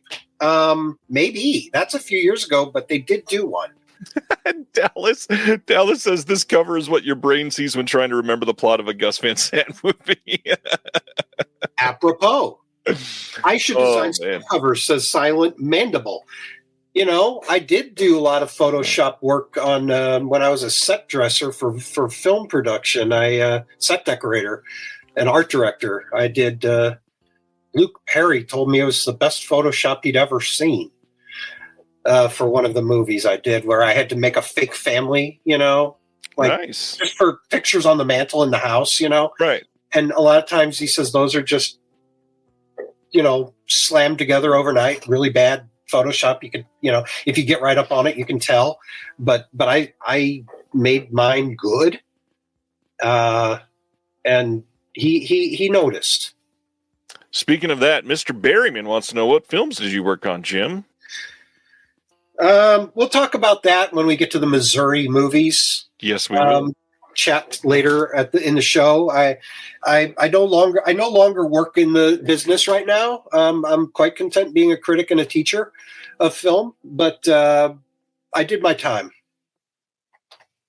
Good to know. I'll elaborate. All right. Next up from Criterion is a 4K and Blu-ray release of Performance from 1970. For those that have never seen this, going to go through the synopsis on this one. The grimy criminal underworld and hedonistic rock and roll counterculture of the late 60s London collide in this mind-scrambling kaleidoscopic freakout. On the run from his vengeful boss, a ruthless gangster hides out in the Notting Hill home of reclusive rock star, the one and only Mick Jagger, and his companions, who open the doors of his perception as the lines between reality and fantasy, male and female, persona and self, dissolve in a hallucinogenic haze. I said that word wrong. Hallucinogenic. That's the word. Built around Jagger's most magnetic narrative film performance, this visionary collaboration between enigmatic artist Donald Cammell and first-time director Nicholas Roeg has a daringly transgressive, endlessly influential journey to the dark side of Bohemia. I've seen this. Talk about covers that remind you, that put you in the headspace of the director's movies. Nicholas Roeg movies are like a fever dream you wish you could wake up from in the best possible way. The editing is a thing of beauty unto itself in Nicholas Roeg films. And this is one of his earlier ones like that. Have you seen this movie? I've not seen this movie. This is one I've wanted to see for a long, long time. And the fact that this is getting a 4K, I'm stoked beyond belief. I mean, Rogue is always great, but this just sounds amazing. I will say this. It's been a long time since I've watched Performance. I'll be buying this. But, I mean, Mick Jagger, Anita Pallenberg. I mean, this is, Nicholas Roeg. This is something, right? And it's one that didn't speak to me at the time at all. I appreciate it formally, but not as entertainment. That said, like I said, it was a long time ago. I was much younger. Maybe I'd see something else in it now that I'm an old man looking back, right, in 4K. And Mick Jagger is in this. That right there. How many times do I need to say? Yeah, Warner Archive has put this out on Blue. That is correct. Absolutely. But this is the 4K criterion. Pretty loaded disc for what they're doing here. We've got Blu-ray. Well, and I guess first of all, I should say this has Dolby Vision, which not all the Criterions do, so that's pretty cool. There is The Ultimate Performance from 1998, a documentary by Kevin McDonald and Chris Rodley. Making Performance from 2007, another documentary. New visual essay by Kieran Pym, biographer of dialogue coach and technical advisor David Litvinoff. Documentary featuring actors James Fox, Mick Jagger, and a whole bunch of others on this. Program on the dialogue overdubbing that was done on the U.S. version of the movie. And then we got an essay by film critic Ryan Gilbey and a 1995 article by Peter Wolin on this. So there's a lot of items, at least. How good they are, we'll see. That is a whole lot of documentaries and making ofs and stuff on this. Oh, come on. Let's give them some credit. It's a good thing. You've been going after Criterion for a while now. I still will. One new thing. If you're Criterion, one new bonus feature on this, really? All right. One new bonus. Yeah, they couldn't get Mick Jagger to come in and do a commentary. I got to admit, a new interview with him would be pretty cool to look back on his career. It would be pretty cool. But of course, he's kind of busy. I mean, is he though? Yeah. Well, they're still touring. They still got it. Those Rolling Stones, they're still rolling like crazy. It's nuts. He can take an afternoon in the Criterion closet. He'd be excited to go in the closet. Those free discs. He'd be like, oh, free things. Yeah. Yeah. And again, I don't want to sound like I'm just complaining about Criterion. However, this kind of is just about Criterion. You've got labels that are fairly new to the game that are putting work into producing 4 or 5 new features and a commentary, and Criterion does one thing. And again, they have a great library. I'm not saying they don't, but we are still treating Criterion like they are, leading the next generation of filmmakers, which they are. And if that's the case, we should be leaving a legacy of more context on these discs. Those closet videos are truly a thing, though. Insanely popular. Yeah, like I said, my daughter, she knows about them, and even though she's a film buff, she's not a physical media buff. Right. But she does follow certain artists and musicians and whatnot. And hey, come in here. All right. Here she is. We're just talking about the Criterion closet. Oh yeah. This is what'd you drop? My phone. Good grief! This is my daughter Grace. Hi, Grace.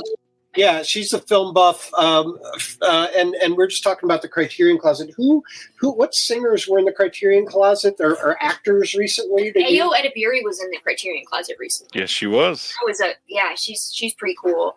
Willem Dafoe was in there a little while ago. That was kind of a little bit while back, but I remember seeing him in there. But it's a thing, It's like something. It's transcended us old physical media nerds. It's more than that. So they made the ice cream truck into a Criterion closet on wheels, and people get excited. And now you can buy a version of that truck from the Criterion store and bring a little trinket to your house. That's $25 plus shipping.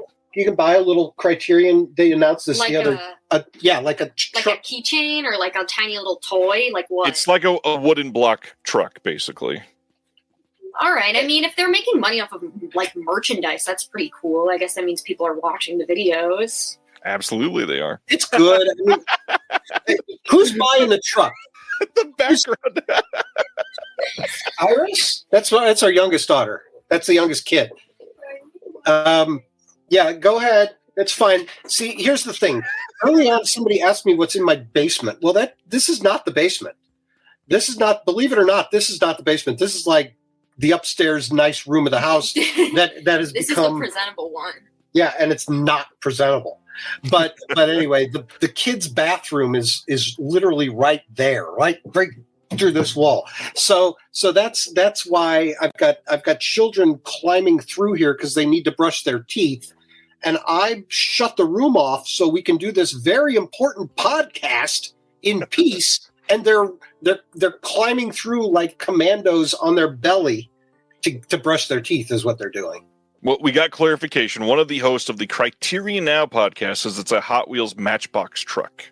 Yeah, that sounds pretty cool. I mean, if it wasn't $25, I'd buy that. But it looks like it's made of wood. They said it's metal.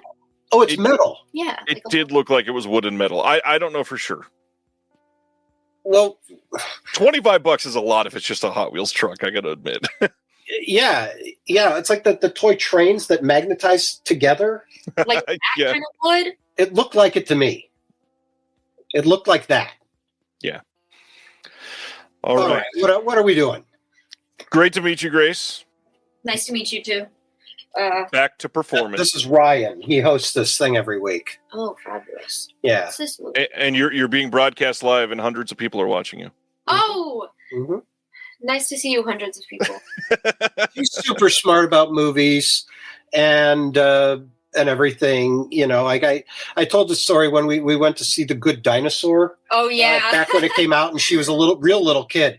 And I was just kind of, trying to appease them and say, I enjoyed things about that movie, even though, it's not anybody's best work. Right. But the kids, I didn't want to suck the air out of the kids' experience. And she goes, no. Let me just tell you, Daddy, this is the problem with The Good Dinosaur. And then proceeded to break it apart point by point in a legitimate way. And it was like, okay. All right. I've canceled the paternity test. Yeah. Anyway, we're talking about the new Criterions. So. Ooh, okay, cool. Yeah, the other new Criterion, Kronos. This is a Guillermo del Toro getting a 4K upgrade on February 25th. This is from 1993. I had somebody say that this is coming from the director of the best film of the 21st century, and they were alluding to Pan's Labyrinth. How do you feel about that statement? I love Del Toro. I love what he does. Pan's Labyrinth has yet to fully win me over.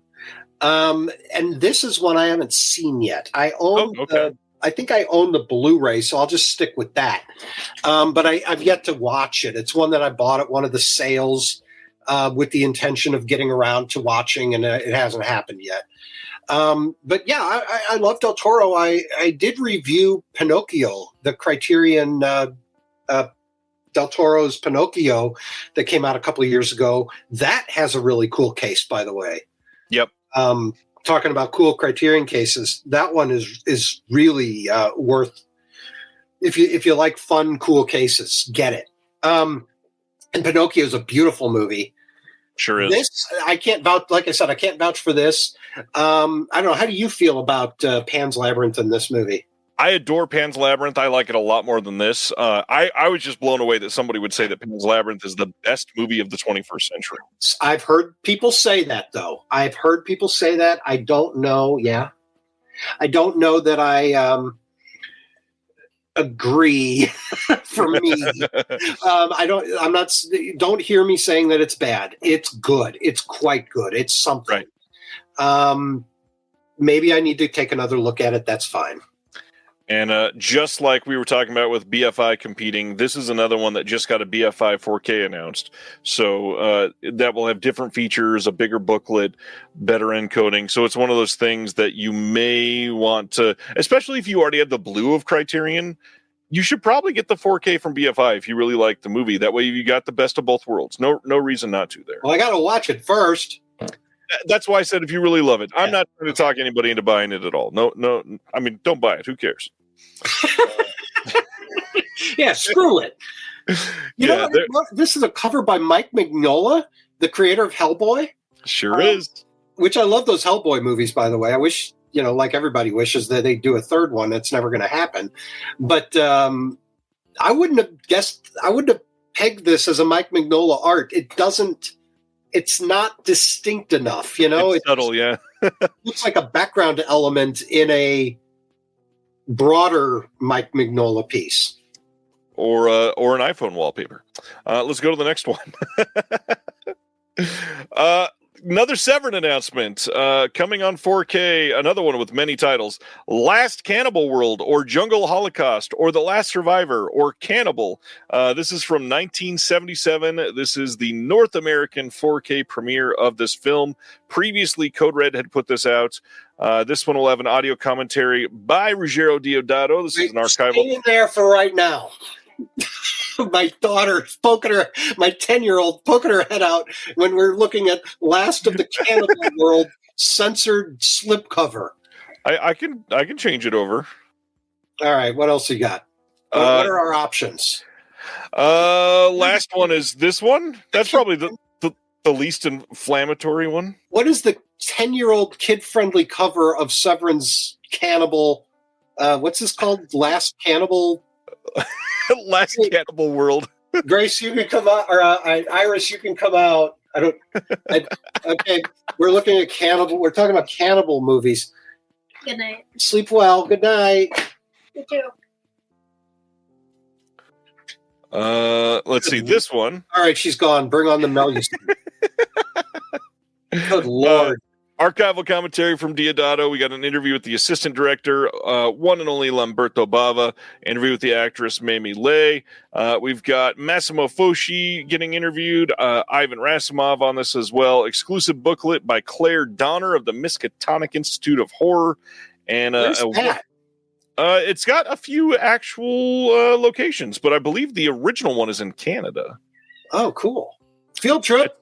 I think Kayla Janice actually is was involved in the founding of it. At the Miskatonic Institute of Horror Studies. Yeah, I can this glass building with like 2 or 3 stories and a sign out front, that says the Miskatonic Institute of Horror Studies, and then all of a sudden lightning and blood. Yeah, completely agree. This looks like a good release. I'm kind of curious to see what release is going to be on here, because I know the Code Red release of this film had 2 different cuts, and Severin is not displaying the information about the cuts on this. What about the other cut, Severin? Usually they're pretty thorough about these things, right? I mean, they cover the bases as best they're able, right? I mean, usually we're talking like 5-disc release, though. I know. There was a Severin pop-up here in St. Louis a few weeks ago with Will, the traveling road show. And I met this really cool people. They were there to preach the gospel of Jus Franco. And I watched Vampiros Lesbos theatrically. Nice. It was quite interesting. Nice. I bought Opera. The Severin Opera, which weighs, it's got 5 discs in it or whatever. Massive. Yeah. Massive. So that's a package. Now this I'll also buy down the road. How do you feel about the whole cannibal cycle of films? I'm fascinated by it. I bought some cannibal movies recently that, I've never seen like any of them. I think I've seen 1 or 2 actually, but not the big heavy hitters. I bought Cannibal Holocaust during a Grindhouse sale. I was going to buy the other Cannibal, Ferox, but I accidentally bought The Beyond instead. And a week later, they announced the Beyond 4K. And which still hasn't materialized, and that's been like 2.5 years. Oh, well, that's in my favor. So yeah, I felt stupid, but I'm less stupid now because it never materialized. In the comments, Sibiner says there were at least 3 times this past week I thought you accidentally posted the same movie, Ryan. Yeah, lots of cannibal movies coming this time from Severin. But let's. Color. It's in color, absolutely. F Crocodile's pointing that out. I think that's because it says on there. Yeah, bottom right. Yeah, with a U. Let's take a trip over to Third Window Films, putting out some incredible films. February 17th, all 3 of these are coming on Blu-ray, and they're all a part of their Directors Company collection.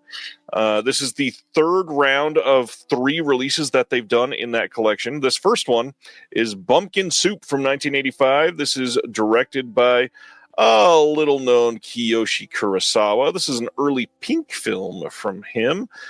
This is going to have an interview with the actress Yoriko Doguchi on it, full audio commentary by Jasper Sharp, a visual essay by Jerry White, slipcase, and then there's going to be liner notes by Jasper Sharp on this as well, who produces a lot of stuff for them. Okay, I reviewed a few Pink films for Zeke Film recently from Redemption, putting out DVDs this year of these movies. Being somebody who is not well versed in the whole Pink film Japanese thing, I had to do some research. I found that these are supposed to be lo-fi. They are supposed to be low budget. Yes, they cross some boundaries and push some limits in terms of content and what they're showing and sexual stuff and whatnot, but there's also barriers that cannot be crossed. And those are weird. Yep. Now, here's my question. The Redemption DVDs do not look good. I have a theory about those. Obviously, they have not said it publicly. I have a feeling that they got a very quick shot at the license and just had to put it out immediately. Okay, because my question is, though, reading about the Pink films and what they are and what they were intended to be is lo-fi, not high quality image. So as what I'm seeing on those DVDs, is it a crappy DVD or is it a crappy image to begin with that's accurately represented? The sad thing is it's likely a crappy image that's not accurately represented on a crappy DVD. It's 2 times crappy. Yes. I have a feeling that if that was given to a company like Third Window or some of these other companies that I know of right now that are working on some Pink films that have not been announced, multiple labels working on Pink films right now, I will definitely guarantee you're going to love the way some of those look if you pick up those discs, because these are shot on film. These are made well. They are made. I mean, this is made by Kiyoshi Kurosawa. Yeah. Even on day one, the dude had talent. Nobody can argue with that. They're mostly going to look great. The Redemption DVDs, something about it doesn't smell right. It seems like it's the end of the contract. I have to shoot it out right now. Yeah, that's just it. It's like something's fishy, and I don't know what it is. Now, in the meantime, I stopped getting comp copies from Kino Lorber because they tightened their belt. Yeah. So Zeke Film is not currently reviewing Kino Lorber as of the last few months. I'd love to change that back, everybody. Go hit the site, and maybe we can get our numbers up to the point where Kino will say, yeah, okay. But in the meantime, Zeke Film is one of many sites I've noticed lately to get cut. And there goes my coverage of Redemption Pink DVDs. Well, I mean, the thing with Kino, they're releasing 250 titles a year. It doesn't seem like they need much help to advertise at the moment. I guess not. So this is the first of 3 from Third Window. The second one up is Mermaid Legend, which this isn't the last you're going to hear about this title tonight, but this is one that people have wanted for quite some time. This is done by Toshiharu Ikeda. That's the same director who did Evil Dead Trap and Angel Guts Red Porno. This one, we got an interview with the writer on this. We got a feature-length audio commentary by Jasper Sharp and Tom Mest working together on this. Visual essay on Toshiyuki Honda by James Balmont. A trailer and then writing by Jasper Sharp as well. And again, these 3 titles might be my favorite announcements of the week. They are fascinating. They are truly fascinating. A movement in film in Japan. A fascinating film country to begin with. Yeah. My word. Yeah. This, I don't see the mermaids on here. It's Mermaid Legend. Oh, there's a girl. Now that's the girl about to get eaten by Jaws. The girl swimming, skinny dipping at the beginning of Jaws. It looks like that is what that cover looks like. Yep. I guess I'd prefer that to this first cover because, well, for obvious reasons, but also, I don't know what's going on in this first cover with the people in the orange room on fire. They're laying there covered in blood and this person's hair is on fire. I don't know. Well, let's go through the last one in the announcements, and that is Scent of a Spell from 1985.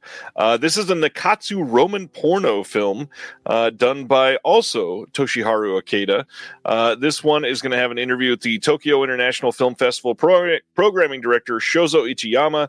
Another commentary, this one by Sam Deegan. Visual essay by Matthew Carter. Slipcase, of course, and then writing by Jasper Sharp. And Jasper Sharp has been a longtime defender of the Roman porno genre or Nikatsu movement that they did back around then. So this should be a big deal. All 3 of these, to me, are a must-own if you like stuff like this. I'm curious about this, and I'd love to know more. It's this other fascinating angle. Yeah, somebody's saying, does it look like Radiance? Kind of, it looks like this is a separate little piece of paper fold over thing that Radiance does.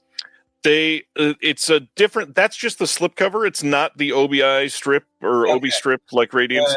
But I also will point out that one of the producers that works on these is Tom Mess, who is an employee at Radiance. So Tom Mess is a Japanese film expert and definitely helps out with stuff like this. They're longtime friends of Adams over at Third Window.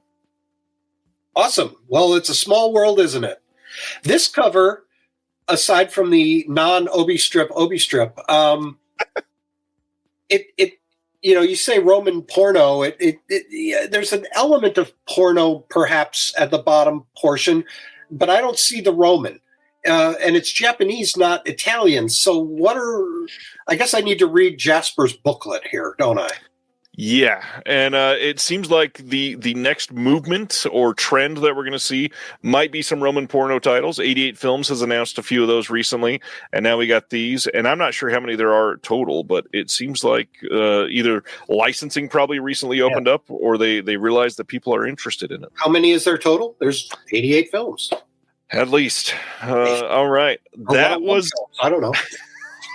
That was it from Third Window, yet another number. Let's go to Jaws, but not Jaws. January 21st, Kino is releasing Orca, a.k.a. Orca the Killer Whale on 4K.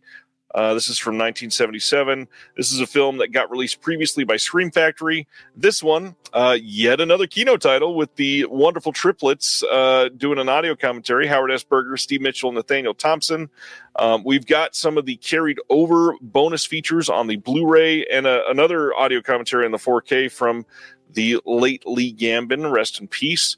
God, this is going to look great on 4K. This movie is pretty damn good. Okay, I've never seen this, but I know about it. I've heard it discussed a lot. I know people are appreciative of this as like perhaps the greatest of the Jaws ripoffs. Now, where I have to draw the line, even though, like I said, I haven't seen it, I don't know if our friends Howard Berger and Steve Mitchell and Nathaniel Thompson and Lee Gambin are among those who go as far as to say Orca's better than Jaws.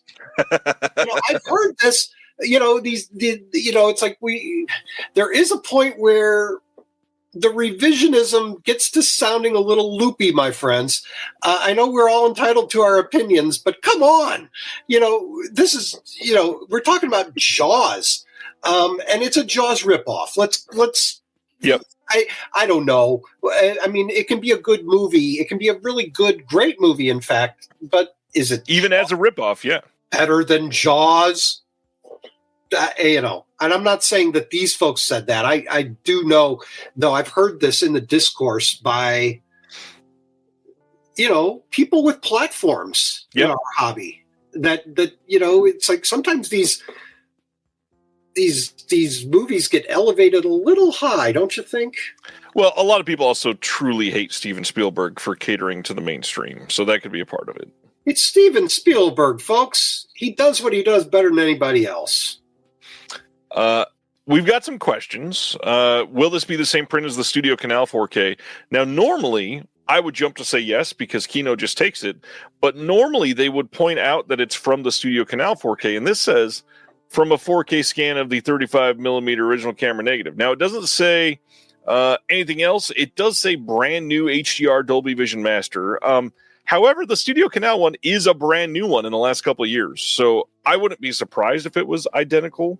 So we shall see. We shall see. They say they give us more information than Criterion did about King Lear. I'll say that. Yes, at least before buying it. Someone's Matthew Henning's taking issue over here in the chat. A Jaws ripoff. Excuse me. This is about a whale, not a shark. Good point. That one's sarcasm, at least. I stand corrected. Let's carry on. Let's. The next Severin title is their first title that is not a 4K upgrade of a previously announced Blu-ray title. This is the worldwide disc premiere of the one and only Jess Franco's Thong Girls from 1983. This one's going to have an audio commentary with John Dixon and William Morris. We got an interview with Stephen Thrower, of course, and In the Land of Franco Part 11 on this one. New to disc Franco is where a lot of people get excited. Does Stephen Thrower talk about Thong Girls for 40 minutes? I'm willing to bet it's at least 25. I don't know anything about this movie other than what we're seeing here. I must admit, which, to be fair, is a lot. Thong Girls. I must admit, I'm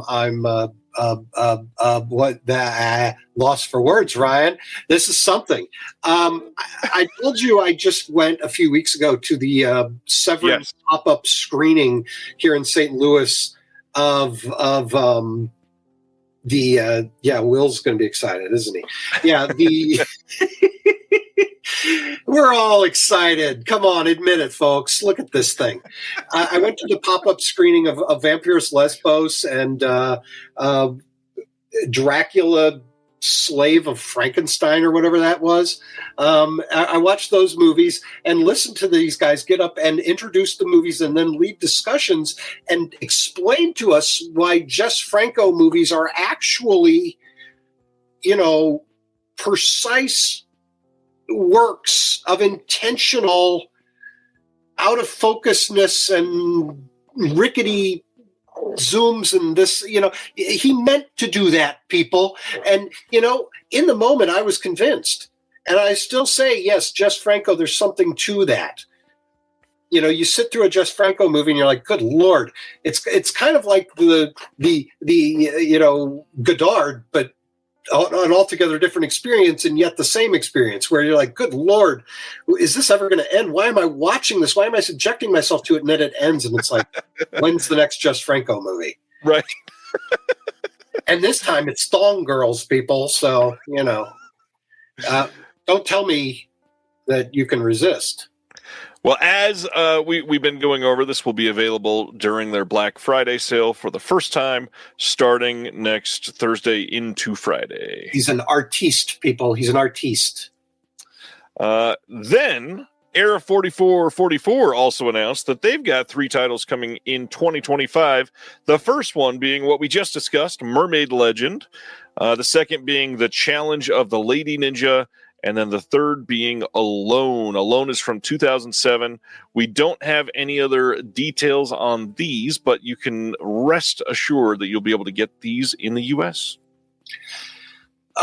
Okay, well, somebody has to ask it here. What is speculation entirely at this point, but are we going to go for third window Mermaid Legend or Error 4444 Mermaid Legend? Here's the hard part. They most likely, in fact, I can pretty much guarantee they worked together on the release. That's very nice. It is. They've done this before with some of them, and literally it's probably identical masters, licensed exactly the same. The difference, though, will be if you want to check out the features. If that's something that's important to you, they will likely have different features.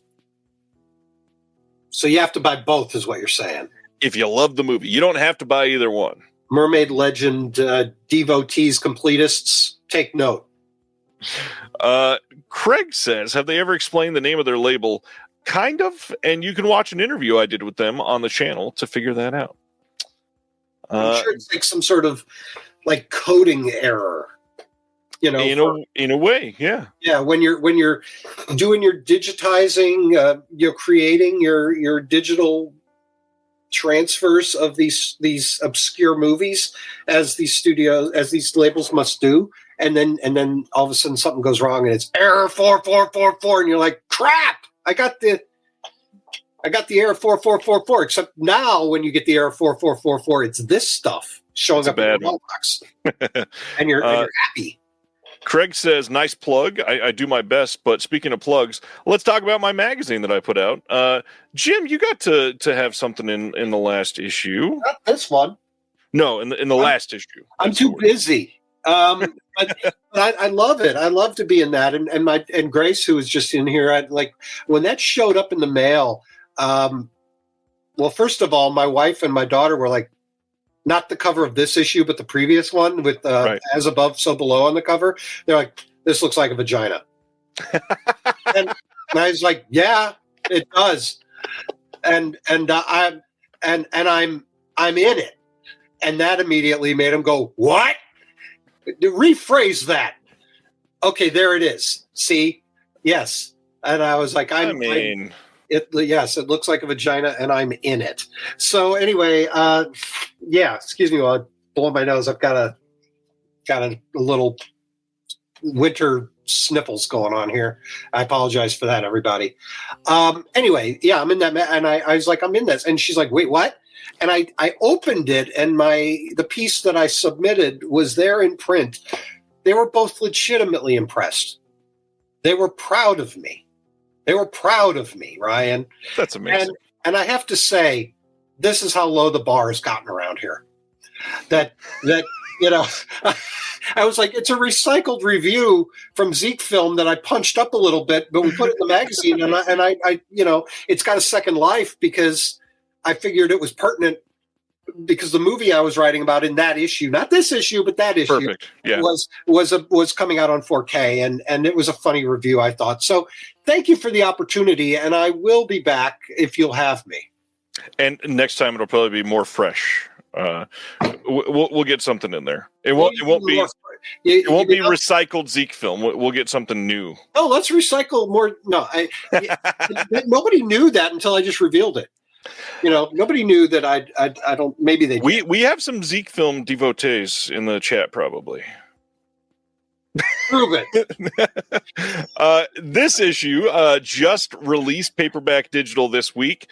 Lots of stuff to go over in this. We've got a memorial piece on Terry Garr from the one and only Stan Geezy. We've also got a really lovely piece from him about Karen Black, who I've always loved. Crit Pick, if you were here for the Thanksgiving episode of Reconnected, he wrote on the brand new Netflix movie, It's What's Inside. So glad he wanted to do that. Joker 2 coming out inspired Frank Gutler to write about big swing movies. And we got Rachel Bellward to try to talk you into watching The Cobweb, an exclusive interview with Eduardo from the brand new, well, not brand new, but like up and coming, getting more popular website Mighty Chroma. That's a review like indexing site for Blu-rays and 4Ks, so you can go and compare what other sites have seen to try to figure out what's actually the truth on some of these. We got a piece from Richard Stringham, who is defending the idea of physical media. Penny Folger wants you to check out The Addiction on 4K, coming out from Arrow here soon. And then Beyond Fest was massive this year, and our dear friend Jeremy Long wrote a huge recap piece about all the Q&As and films that were shown that week. It's a really, really fun issue. I'm very proud of this one. Might be my favorite one we did yet. There's even a surprise activity. I've tried to make a lot of those super fun, and the activity is really interesting on this one. Brand new swing inspired by one and only Mr. Daniel Sibner in the chat. So it's pretty great. I'm sold. And just to clarify, just to be clear, when I said that's how low the bar's gotten around here, I'm being silly. This magazine is really. I was not offended. You're good. Yeah, no, I was going for a punchline, and maybe at your expense unnecessarily. That was uncalled for. And no, really though, this is cool. This is just cool that you're doing this, and I know you've got your hands in 1,000,001 different projects. How the heck this thing happens so regularly is over my head. I get tired, just like teaching a class and writing a few reviews every week. And so, people ought to check this out. I need to get caught up on the Physical Media Advocate. It's great that in the new issue of the Physical Media Advocate, you have an article by somebody advocating physical media. It's an interesting piece, too, because he talks about it as somebody asks him, why do you collect physical media? And it takes him aback for a moment. And he goes, I mean, it seems like everybody answers that question already, but nobody has asked me that. And he explains why it's so important to him. And what's great is Richard's a filmmaker. He's somebody that has produced films, written, directed films, and to have him speak on the physical side of it is super important. And what's great is one of Richard's films is what got me to buy from a label for the first time. So, I mean, all just full circle. Well, that's, like I said, I'm sold. Yeah, I don't get asked that. And when somebody says, well, why do you buy physical media? You just, well, why don't you? It's it goes both ways. Right. Completely agree. Matthew says, I just realized the magazine is available on Amazon. Yeah, I don't say this enough. It is available on Amazon literally worldwide. You can buy this anywhere in the world and they will ship it to you. And not only that, it's print on demand in most countries. So it's not like you're going to be paying $40 to import it or anything like that. They do have paper versions and digital versions, but the best part, it's kind of worth it sometimes to get both.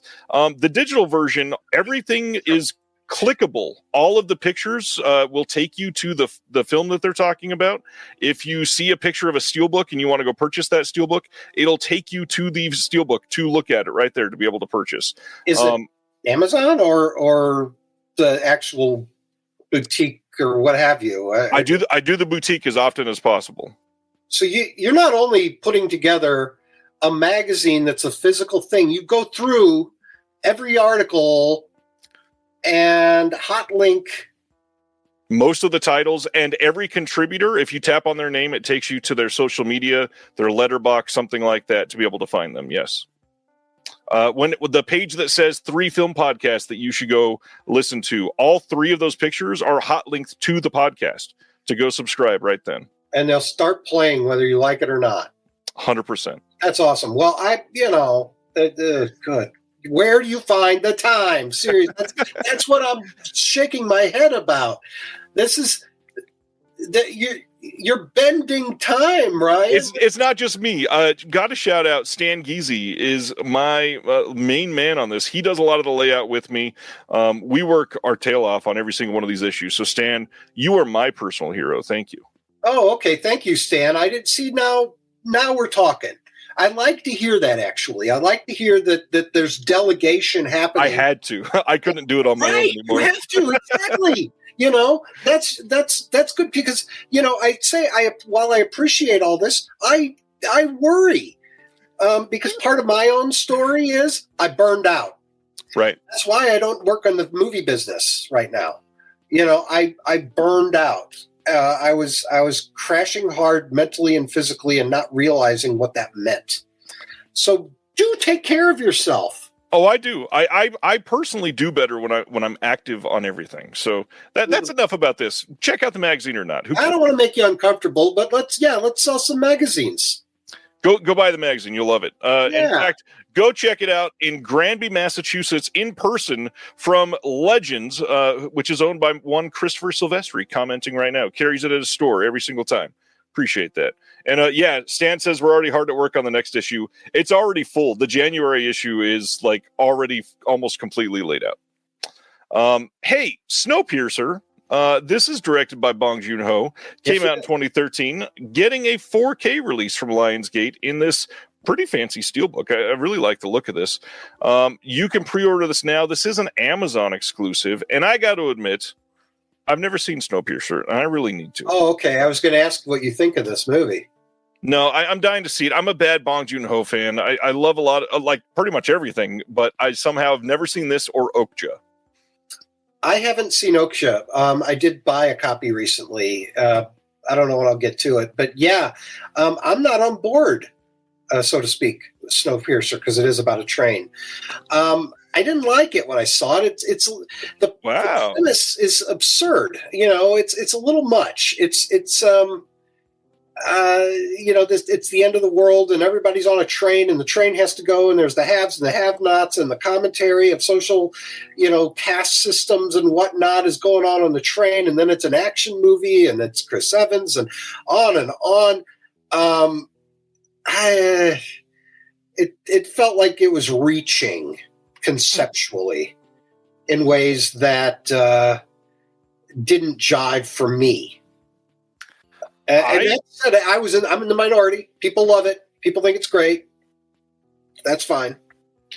I had no idea that people were so split on this movie. I thought most people liked it, and now we're getting. They do. Most people like it. Like I said, I'm in the minority. What's going on over here in the comments? Are people yelling at me? Brian says I don't like this movie at all. Stan says it's a heavy-duty metaphor. It is heavy. And then Okja, half the people are saying it's great, and the other half are saying it's not. So. Okay, all right. Well, maybe, see, here's Love Snowpiercer, all caps, as your, Stan. Snowpiercer is a favorite movie. Okay. So, it's a split deal just based on this unscientific sampling. I said my piece. I'm not getting this. Good to know. All right. I'm glad it's out there for those of you who dig it. Indeed. Another release from Severin. This one is Night Train Murders, aka Last Stop on the Night Train. Love the art on the sleeve, the cover, everything on this is really great. It's cool. Oh wow! Now look at that one. Yeah. Of the three covers, I think we may have a censor issue on that. I can't quite tell. It's too small. Nobody will notice. Okay, good. I think you're fine. Anyway, these certainly the first two are quite striking covers. They're good work there, Severin. Yep. This is first time on 4K anywhere in the world. This has a couple commentaries on the 4K and Blu-ray. One is with the director, moderated by Federico Cadeo, and then the new one, commentary with Art Edinger and Bruce Holchek. We've got some interviews on the Blu-ray disc as well. There is also Night Train Murders and Sadian Women, Power, Pleasure, and the Subversion of Morality by Kat Ellinger. And this also will have a soundtrack CD. They are leaning into these. I'm loving how much, extras, the soundtracks, everything. They're trying to make these the definitive releases. They are they must be the definitive releases. Yeah. I mean, who's going to bother trying to top this for a movie? The Night Train Murders, for God's sake. Night Train Murders 5-disc 4K next time. Oh, whatever. I mean, I'm fine with the. How many discs is this? 3? It'll be 4? 3, yeah. And it's a 4K? for this movie that seems intriguing, but I've never heard of. Night Train Murders, everyone. It's another train movie, by the way. The Snowpiercer is a train. This is a train. Just keep the show on the rails tonight. I see what you did there. Yes. This is one that I have been wanting to see for quite some time. I'm in. Moving right along, Mill Creek, who got kind of caught astray earlier on the show, actually. Sorry, Mill Creek. Mill Creek does a great job on these Ultraman releases. Yeah, that is a good point. They kind of kill it with the Ultraman stuff. January 28th, they're releasing Ultraman Z, the complete series. You can pre-order this now. And yeah, definitely, like, kudos for everything they do for Ultraman. They've done all of it. They look pristine, lots of extras. Kind of crazy how they've been able to pull all those off. Yeah, I agree. I have the first handful, and then they just kept on putting them out, and it was too much. Yep. I'm not an Ultraman fan. I was interested in supporting what they were doing, though, and they're dipping their toe into doing better work and all of that a few years ago when they started these things.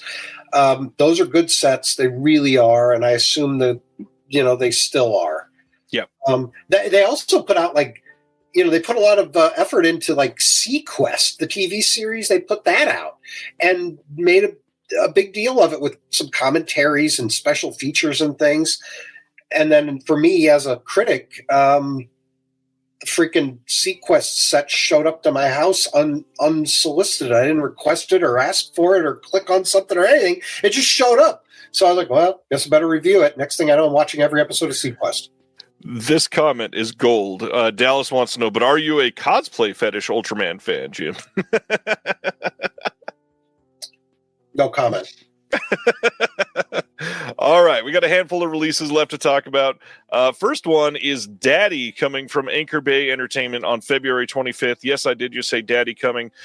This is going to be released on Blu-ray at the end of February. Sequest $25. Everybody go buy it. Or don't. So the synopsis on this one. Let's talk about Daddy. In a dystopian society where the state has the power to determine who can and cannot father children, 4 men attend a government-sanctioned retreat in the remote mountains of California. When they show up at the site, only to find no guide or instructions waiting for them, they are left to their own devices and must prove to themselves and each other that they have what it takes to become fathers. They have what it takes? Most of us have what it takes. I mean, what... this isn't selling me. This seems not at all. Who's putting this out? The resurged Anchor Bay. Once again, something's fishy. Anchor Bay. It's basically in name only. Some people bought the brand, and now they're releasing some films under that title. What's really weird is the way everything is rolling out. I'm not entirely sure that they even know what they're doing fully. You can go buy one of their other movies. I think it was Crust, the Sean Whalen directed film that he did this year. You could buy it on their site for like $45, or you could pre-order it on Amazon for $15, and they're identical packages, nothing different. The bottom part of the cover looks like this Sibner. Looks like if Warhol did a cover for Shyamalan's Unbreakable. That's exactly what it is. It's Bruce Willis in that thing, that hoodie, that rain poncho. The poncho, yeah. Yeah, and then it's like, color filter, copy paste, copy paste, copy paste. Okay, that's good. All right, so that is Daddy.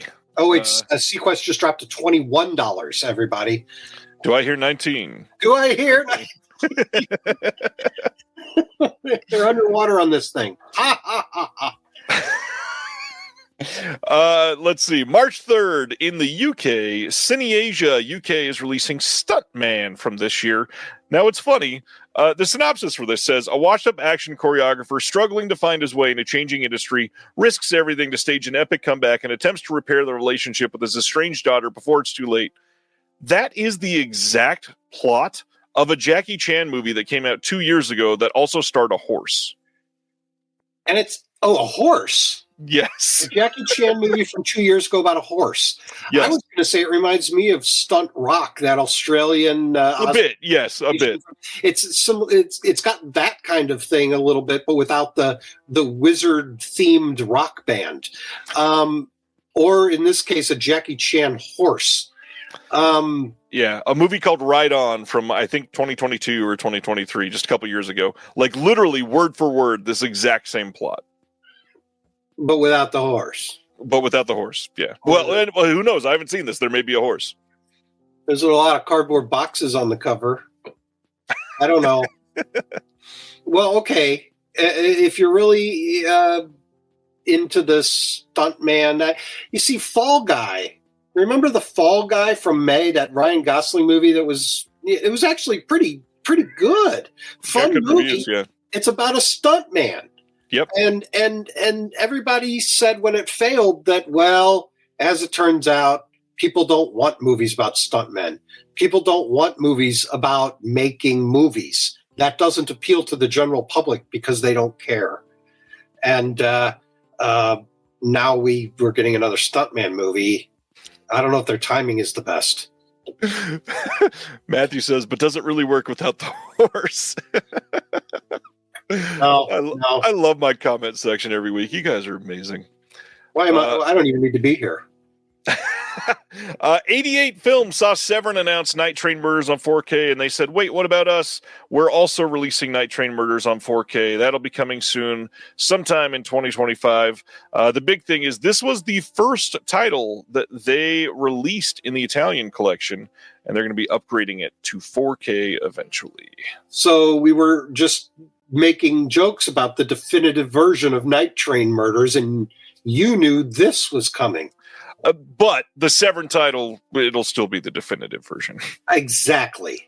Although this one comes with a nice side of cappuccino, apparently. We're looking at the photo here, and this is not your standard product photo of a Blu-ray. You know, it's laying on a wooden table with a, propped up on a cappuccino saucer. Yeah, with a cup of, a cup of Joe right there. Does it come with the coffee, they ask. A valid question. I'm more interested in the coffee right now than I am whatever they're doing with this Night Train Murders. Even better, it's not a computerized CG mock-up. They took the sleeve out of their old Blu-ray release and put it in a 4K case and actually took a photo. I mean, that's to be commended. That's 5 minutes of effort right there. Maybe. I mean, if their titles weren't alphabetized, it probably took a while. Now, here I was thinking they actually made the thing already and it's ready to go. No. No. Not even close. No. All right. Twister, that one movie from 1996. I know a lot of people that missed out on the 4K Steelbook and were upset about that from this summer. Turbine over in Germany is releasing a 4K Steelbook and Media Book that is very English friendly. This is going to have Dolby Atmos, all the fun stuff, brand new 4K restoration like the US version did. This has the audio commentary, interviews, making ofs, all that fun stuff, all of them with English and German subtitles, supposedly. And one of the biggest things is this has actual original art on it, which is kind of rare for releases like this. I kind of want one of these. This looks like a solid release of this movie. How do you feel about Twister as a Missouri person? Why, as a Missouri person? Because you're closer to the action. A lot of people have never been around the Midwest, literally, and this feels like a completely foreign land to them. Yeah, there are tornadoes every now and then. This is a real thing, yeah. Yeah. This is a documentary, by the way. They tend not to touch down where I am. They go over and then they, find a trailer park 30 miles from here. But that didn't occur to me when I went to see Twister. I was in college when this movie came out, and I was like, all right, well, let's see. It's the summer of Escape from LA and Twister. Maybe not the best summer. Every year has great movies. These are not them. I know there's, you guys think Twister's the bee's knees. I don't. It's just stupid. I don't know what to say. I don't know. I don't find it entertaining. I just find it kind of annoying. I remember the scene where the Van Halen song that they put out at the time, and they got a lot of hype on the radio and everything. This new Van Halen song from Twister, and they're listening to that song in their van while they drive through the weeds, and you're hearing the Twister score, you're hearing sound effects, you're hearing actors talking, and Van Halen, and I was just like, "Gah! One thing at a time, people." That's how this experience is. It beats you over the head. And, when it comes down to it, they're fighting nature. They can't win here. Nope. There's the corporate tornado chasers. Well, okay, fine. Those are the bad guys, but they get there soon enough. They're left to, the best case scenario for this movie is they get to release their high-tech ping pong balls into the Twister.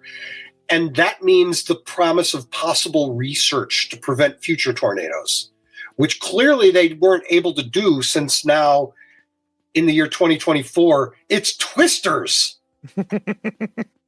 It's worse. So that's my Twister take. You asked me what I think, and then you got it. I don't know, Jim. I could listen to you bitch about Twister for hours. I've got more. There's more where that came from. I made a point of being like, if I'm going to see this movie, I need to see it in like the biggest screen in town with the best sound system, because that's clearly the only reason it exists.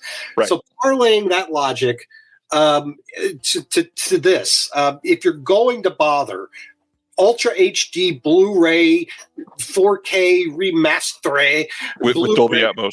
Dolby Atmos from Germany is clearly, with the cover that is, the poster, recolored, by the way. Go get that. That's the way to do it. If you're going to do it, you got to really do it. You can't watch this movie on your phone. Oh, man. All right. Let's keep going. Douglas Sirk. What a transition from Twister to Douglas Sirk. I got whiplash. Oh, wow. February 24th on Blu-ray in the UK. The Masters of Cinema line is getting Cirque in Germany. This will have April, The Girl from Marshcroft, Pillars of Society, and a whole bunch of shorts as well. They've got intertitles, they've got dialogue, they've got subtitles, they've got sound, they've got silence, all kinds of stuff all over this. We've got a brand new slipcase, which looks really good. Scott Saslow always does good work. We've got, alternate sound versions of a couple of these, new commentaries on all three of the features by David Melville Wingrove, new interview with Sheldon Hall on Cirque's career, and a booklet with a new essay on Cirque's early works by Tim Bergfelder. Mm.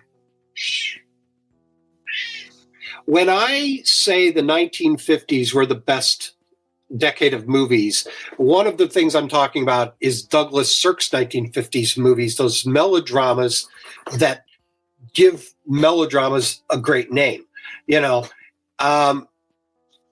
This, of course, goes back a couple decades prior, and I have to ask, are these the Kino Lorber Douglas Sirks that they did? Does anyone know? Are these already out from Kino Lorber on Blu-ray like a year or two ago? They did some early German Cirque stuff, and I can't remember what those titles were. But this is catnip for me in any case. And this will be region locked B, so we got to get you that region free player. That's exactly right. I need that player now. And Cirque in Germany, people, and there needs, they're not doing the U.S. release. Are they doing U.S. releases still? They are. We're going to talk about one in just a minute. Yeah. Okay, good. Well, I wish this was one, but alas, 'tis not. I'm looking over here in the comments. I guess carry on, and we'll see if somebody answers my question. I don't. Am I hearing a cat? Yes, you are. Deaf Crocodile, you would know. You would know what a cat sounds like. Good ear. And let me let the cat out, and I'll be right back. And you go ahead with. I'll talk about Dr. Vampire Dr. from 1990. Is this coming in the U.S.? This is only in the UK. Okay, goodbye. February 24th, only in the UK from Eureka, Dr. Vampire. This is one of the hopping vampires of Chinese legend. That is the Hong Kong side. It's also embraced the Western vampire tradition, like we see in Dr. Vampire. This one, we got a new commentary by the one and only Frank Jang and John Charles. New commentary by Mike Leader and Arna Venema. 2 new commentaries, and Criterion cannot get new commentaries. Come on. Then, otherwise, we got a new on-camera interview with Stacey Abbott, author of Celluloid Vampires, Life After Death in the Modern World. We've got Vampire Slaying 101, Remixing Monster Traditions and Dr. Vampire, new visual essay by Gothic scholar Mary Going, and then a limited book with new writing by East Asian horror expert Katarzyna and Kuda. Oh, boy. That's a lot. I like vampire movies. I don't watch them all the time or anything, but they're fine sometimes. Doctor movies, less so. But if you want this one, you can buy the Golden Harvest set from Shout in the U.S., and you got this too. All right, I'll just get that. I agree with the Reservoir fella here. I love how they designed the syringe to go all around the spine there. And it's quite suggestive, somebody points out. Is the syringe quite suggestive, Stan? I don't. I guess to each their own. I don't know. I'm being asked if I have a Panasonic UB820. Do I? I don't think I do. Is that region free? No, that's the one that does the top menu trick for Panasonics. It's a 4K player.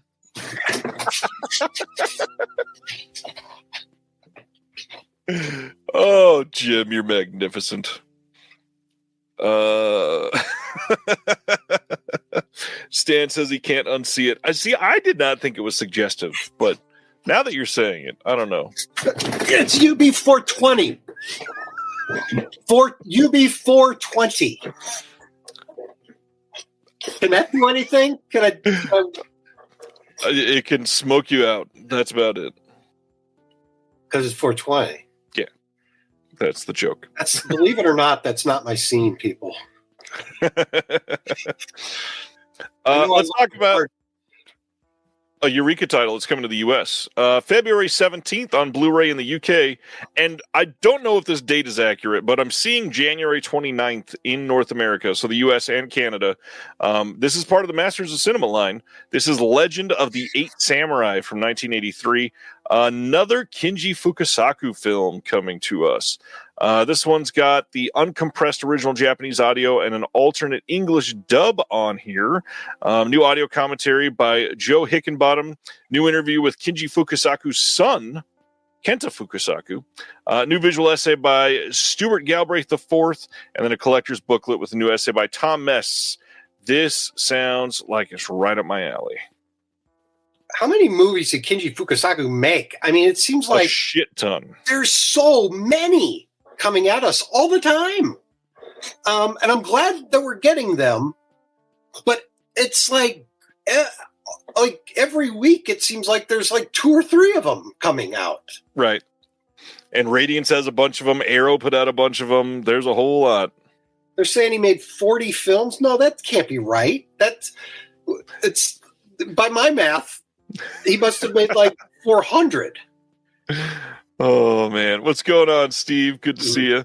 And yeah, good reminder from Chris here. Don't forget that Eureka has free shipping pretty much worldwide. I don't think they do it to some Asian countries, but other than that, free shipping worldwide. Even if you buy a $20 title, they'll ship it to you for free. How do they do that? Well, they won't once the Trump tariffs take hold. I think get it while you can is what I'm saying. Get it while pre-order now. we don't know how or why Eureka Masters of Cinema offers free shipping worldwide. It's crazy. But if you're in the United States, get it while you can. That is true. All right, 5 more things to talk about, and that's it. One is Severin is releasing 2012's Antiviral, the debut from Brandon Cronenberg, on 4K. This is the first time it's been released on 4K anywhere in the world. This will have a 3-disc release, which includes the Cannes cut. The 4K disc will have the theatrical cut. And then the Blu-ray disc will have the theatrical cut, a bunch of extras, and then the second Blu-ray disc will have the Cannes cut with an intro by Brandon Cronenberg and the DP. There's a thermal camera test on there. There's a booklet on this, again, from Claire Donner from Miskatonic. There is some making of, some interviews, optional commentary for some of these deleted scenes. This looks like an incredible release for this film. Did you ever see this one? This doesn't feel like a Jim film. Well, no, it isn't. Well, I mean, okay. I cast a wide net, everybody. I love those 1950s melodramas, yes. I also teach a university course about Star Wars, which I know you don't like so much. It's fine. It's not everybody needs to like it. And by the way, my class is not a fan. It's not about, it's about analyzing the phenomenon. Yeah. But anyway, back to Antiviral. Is it a Jim movie? I don't know. I haven't seen it. I want to. I dig me some Cronenberg sometimes, but I'm talking about David. Have you seen any of the Brandon films? Did you see Possessor?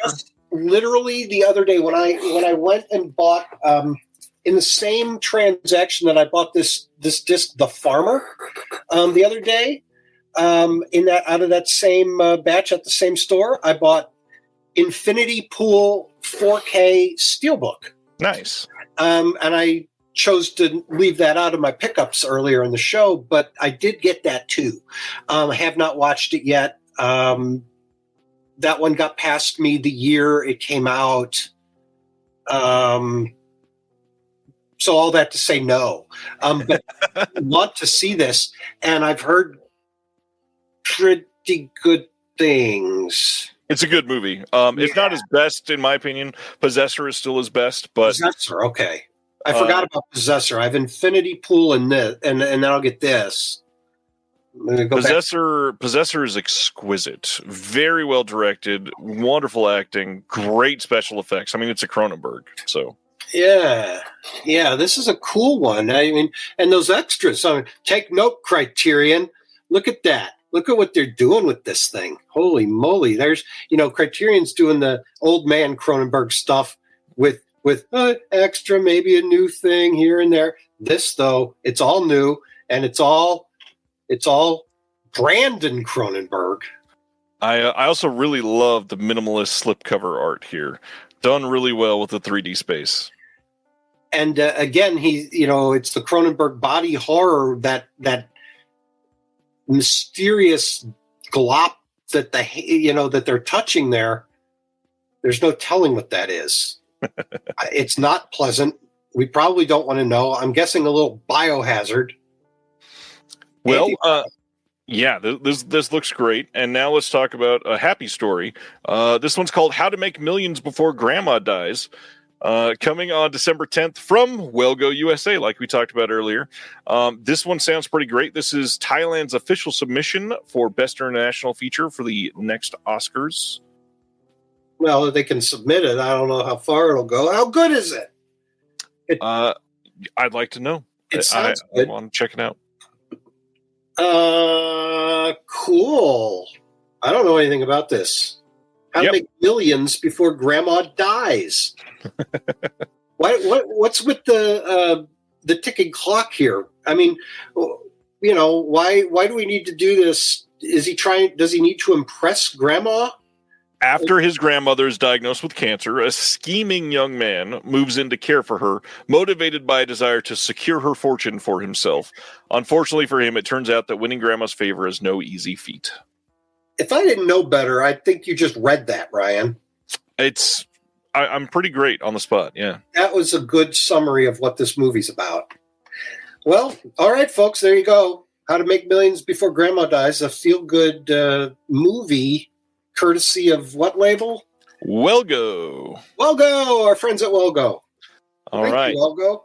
Next from CineAsia UK is Black Dog from 2024, coming on Blu-ray in the UK only on January 27th. Now, I watched the trailer for this earlier because I had heard about this movie, but I never checked out the trailer. This looked pretty damn great.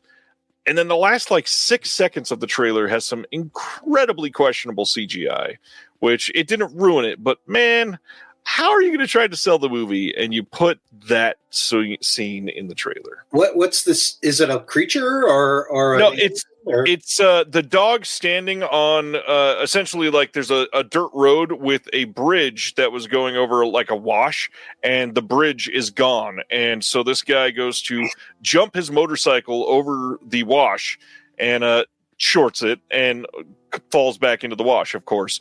And the shot that looks awful is, of course, the motorcycle hitting the edge and falling back in. And it's not carnage, but it is so fake. It's so just not great.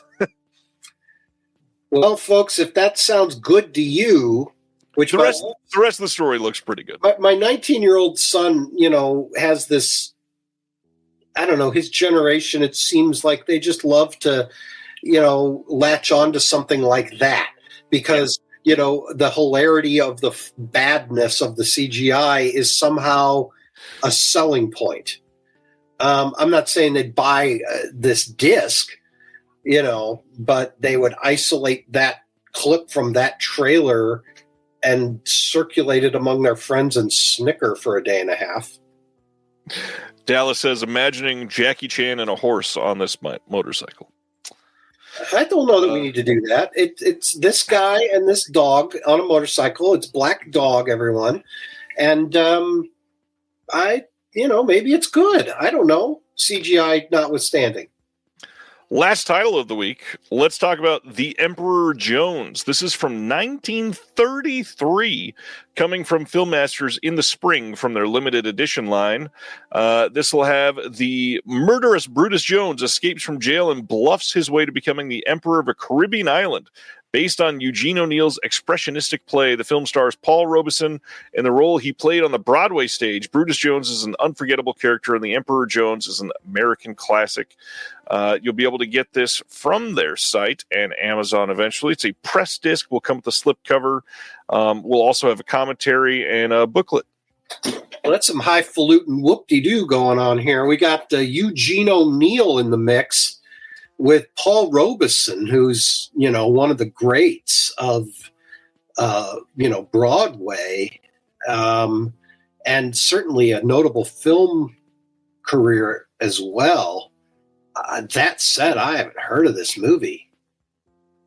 These Film Masters limited editions, I've yet to get any. I think was the one you did, the not Nicholas Ray. Jack Arnold. Jack Arnold, thank you. Was that one? Yeah, it was not one of the limited edition titles. Okay, it was one of the regulars. I did get that, and I haven't got to it yet. But I'm excited to do that when I get past award season and whatnot.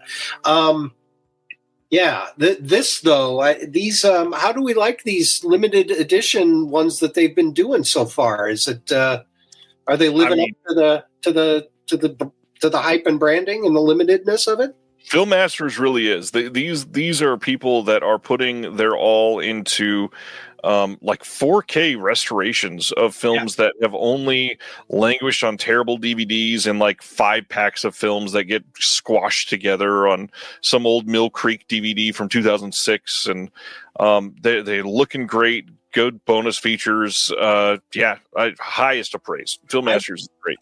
I want to buy them to support it on general principle, but of course, I, like everyone, can't buy everything. So this stuff has sometimes not made the cut, and I wish it would. It's elusive, I get it. yeah. But that said, I see these Film Masters limited editions, and it's like, oh, that seems like it needs to be in the collection. Well, speaking of things that need to be in the collection, I don't know if Jim has seen that we're going to talk about this tonight, but the last thing on our docket is the LeSure Family Fundraiser that is happening tomorrow. So a few weeks ago, on Reconnected, I announced that a friend of mine that I only knew through physical media had passed away. He was Chris LeSure. I've known him through Facebook for, 7 years, something like that now. And everybody here can have an opportunity to help his family out after his passing. Tomorrow morning. What's that? This was his. Okay. Farmer. This was his. I bought this. I thought that's what you were alluding to, but yeah, wanted to make sure. So tomorrow at noon Eastern, we're going to be turning on a page on the Brother Belial website that is going to be hosting 100 of Chris's titles. These were essentially hand selected by me from Chris's selection to make as this fundraiser. And they are some incredibly rare titles that you likely want in your collection if you do not have them already. And when I say that, I'm saying things that are like Evil Town VSA from Vinegar Syndrome, the long out of print Evil Town VSA. We're talking Criterion box sets. We're talking Mondo Macabro out of print 4K releases, the limited edition ones, of course. We're talking a lot of Second Sight, that's for sure. We've got the Enter the Video Store collection from Arrow Video. Lots of premium steelbooks, lots of Umbrella box sets. These are going to be available tomorrow, like I said, and all of the proceeds from these sales will go to Chris's family.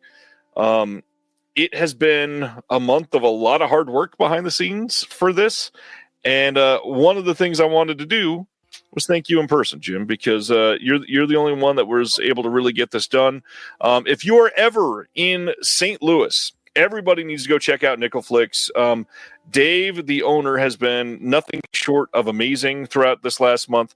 Essentially, what has happened is I helped Chris's family secure Dave from St. Louis, being able to drive up to his house and buy this whole collection many hours away. We're talking 6.5 hours drive-ish each direction, something like that. And it was.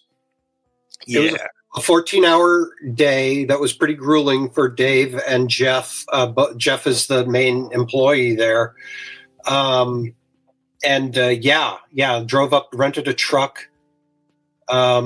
The family already had everything in boxes, so it was a quick load up. He said they were very, very nice, very, very kind. And of course, it's got to be so difficult for them to just do this. Load up everything that was such a meaningful part of Chris's life and then see it go. But I know that it's going into good hands on the Nickelflix side. And it sounds like the Brother Belial side that's getting the stuff that Nickelflix did not, which, by the way, Ryan shared the pictures of me with what wasn't going to Nickelflix, and I saw some things that I was hoping in the back of my head, like, that it'd be great if that Second Sight Dawn of the Dead would turn up. Wanting that, and it'd be great to be able to just buy that from Dave at Nickelflix, because I get a lot of stuff there. I really, it's 5 minutes up the street, and my son works there now, and it's our local DVD hangout. I've met a lot of friends there at the store, just in the last few years since it's been around. I'm blessed to have the place. It's great. I'm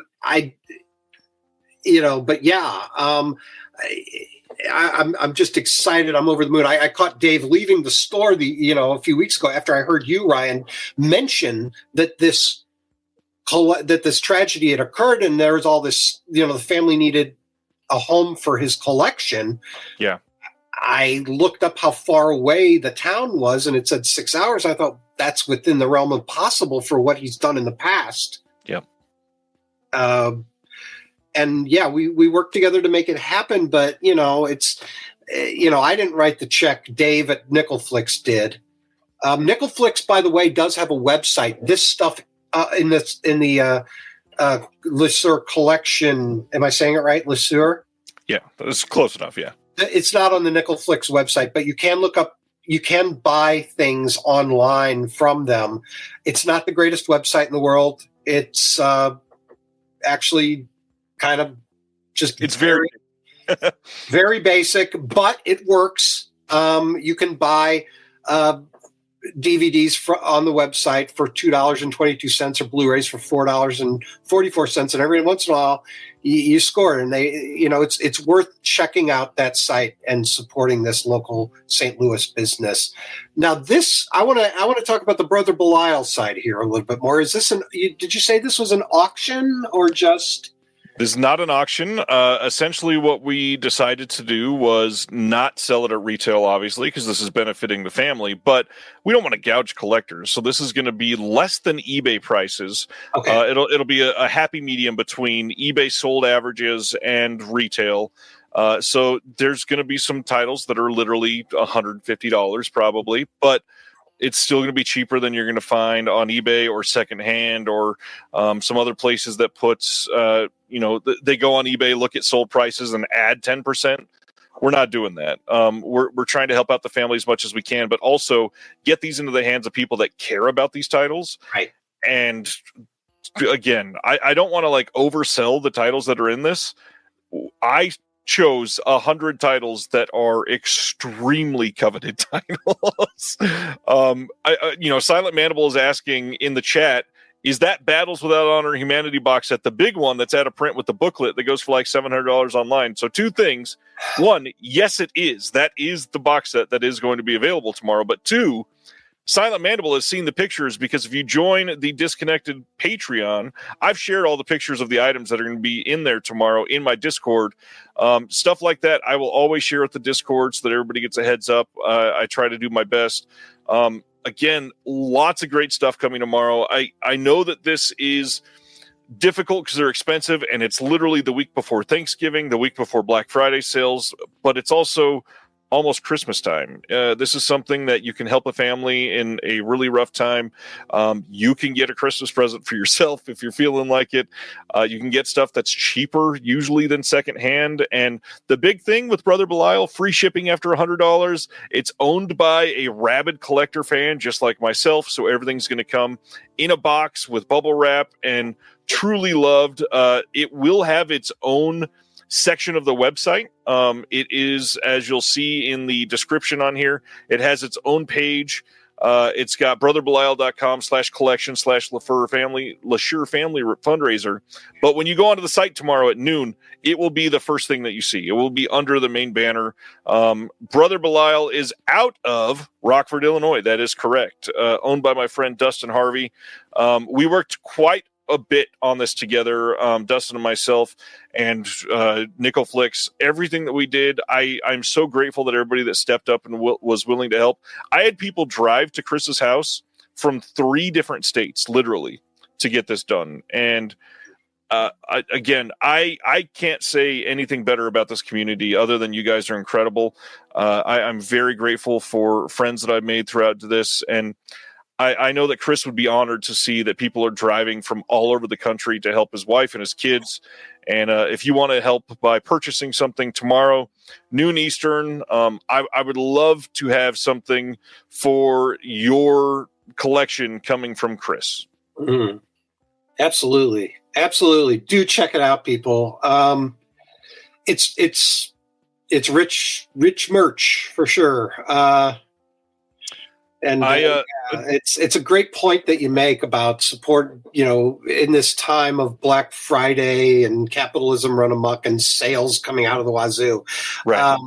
And we're all going to be tempted by this various sales that we see. This is a family that this is a good cause. What do I need to say it again? This is a good cause. Just to throw out a handful of things that I didn't mention earlier to see if I can entice you. We've got the All the Haunts Be Ours box set from Severin. Everything Everywhere All at Once, one-click premium release from Nova Media. We've got the Evil Dead Groovy collection that went out of print quickly and is going for stupid money online now. The Criterion Zatoichi box set, the Ingmar Bergman box set, Drive 4K from Second Sight. The Angel Collection in the hard box from Vinegar Syndrome, Night of the Demon Limited from Indicator, In Bruges Limited with the book and everything from Second Sight, The Sensual World of Black Emmanuel from Severin, a bunch of Umbrella hard box releases like the This Is Art Collection for Terrifier, The Last Wave, the Pusher Trilogy. There is so much on there. No, tomorrow it'll be on brotherbelial.com. brotherbelial.com at noon Eastern Standard Time. Yes. And 100 rare out-of-print titles. Ones you didn't mention that caught my eye, those Vinegar Syndrome 5-year anniversary 5 film sets that all went out of print and sold out or are gone like crazy. There were some of those, if not all of those. It's a really unique set of 100 releases that I think will make people very happy. And this whole thing was planned on purpose exactly like this so that we could give some back to the community. So please go check it out. And if you're anywhere near St. Louis and you want to do a road trip to Nickel Flicks,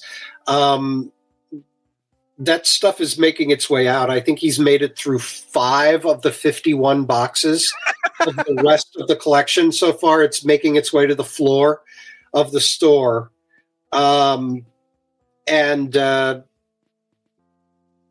So hopefully by Black Friday or thereabouts, most of it'll be out there.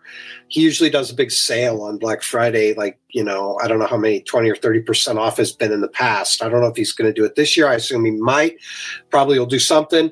Road trip, come to Nickel Flicks. Maybe you'll meet me. And by the way, I didn't want to oversell this, but the whole Nickel Flick side of things, they bought more than 9,000 releases from Chris's family. And when we chose 100, there were still literally thousands that are worth a lot of money. There are so many rare and out-of-print things going into Nickel Flicks over the next couple of weeks. If you are in the area, you might want to check in multiple times throughout the week because there are some gems. There are hard to find things. I've been going every day. Because I know they're it's eking its way onto the store floor every day since Monday. Every day I bought a few things. Standard DVDs are $2 there, and standard Blu-rays, non-high end, are $4. And a lot of it is just that kind of thing, studio titles and whatnot that just go out. So there's a lot of that, good deals on, and the discs are in the store, everything in the store. If it's if they acquire it and it's scratched up or needs to be buffed, they take care of it. They'll put in a new case. It's like new, everything in the store is that way. Now this stuff from this collection is already well loved, so you can be sure of that if you go to the Nickel Flicks store, or buy the LeRose stuff from Brother Belial. I think you can be pretty confident this stuff's going to be in pristine shape. So to put a button on it, brotherbelial.com tomorrow, noon Eastern, Friday, November 22nd. That is 9 a.m. Pacific. And the site, if you are just listening to this after or not watching live and you're confused, brother, as in sister brother, Belial is BELIAL.com.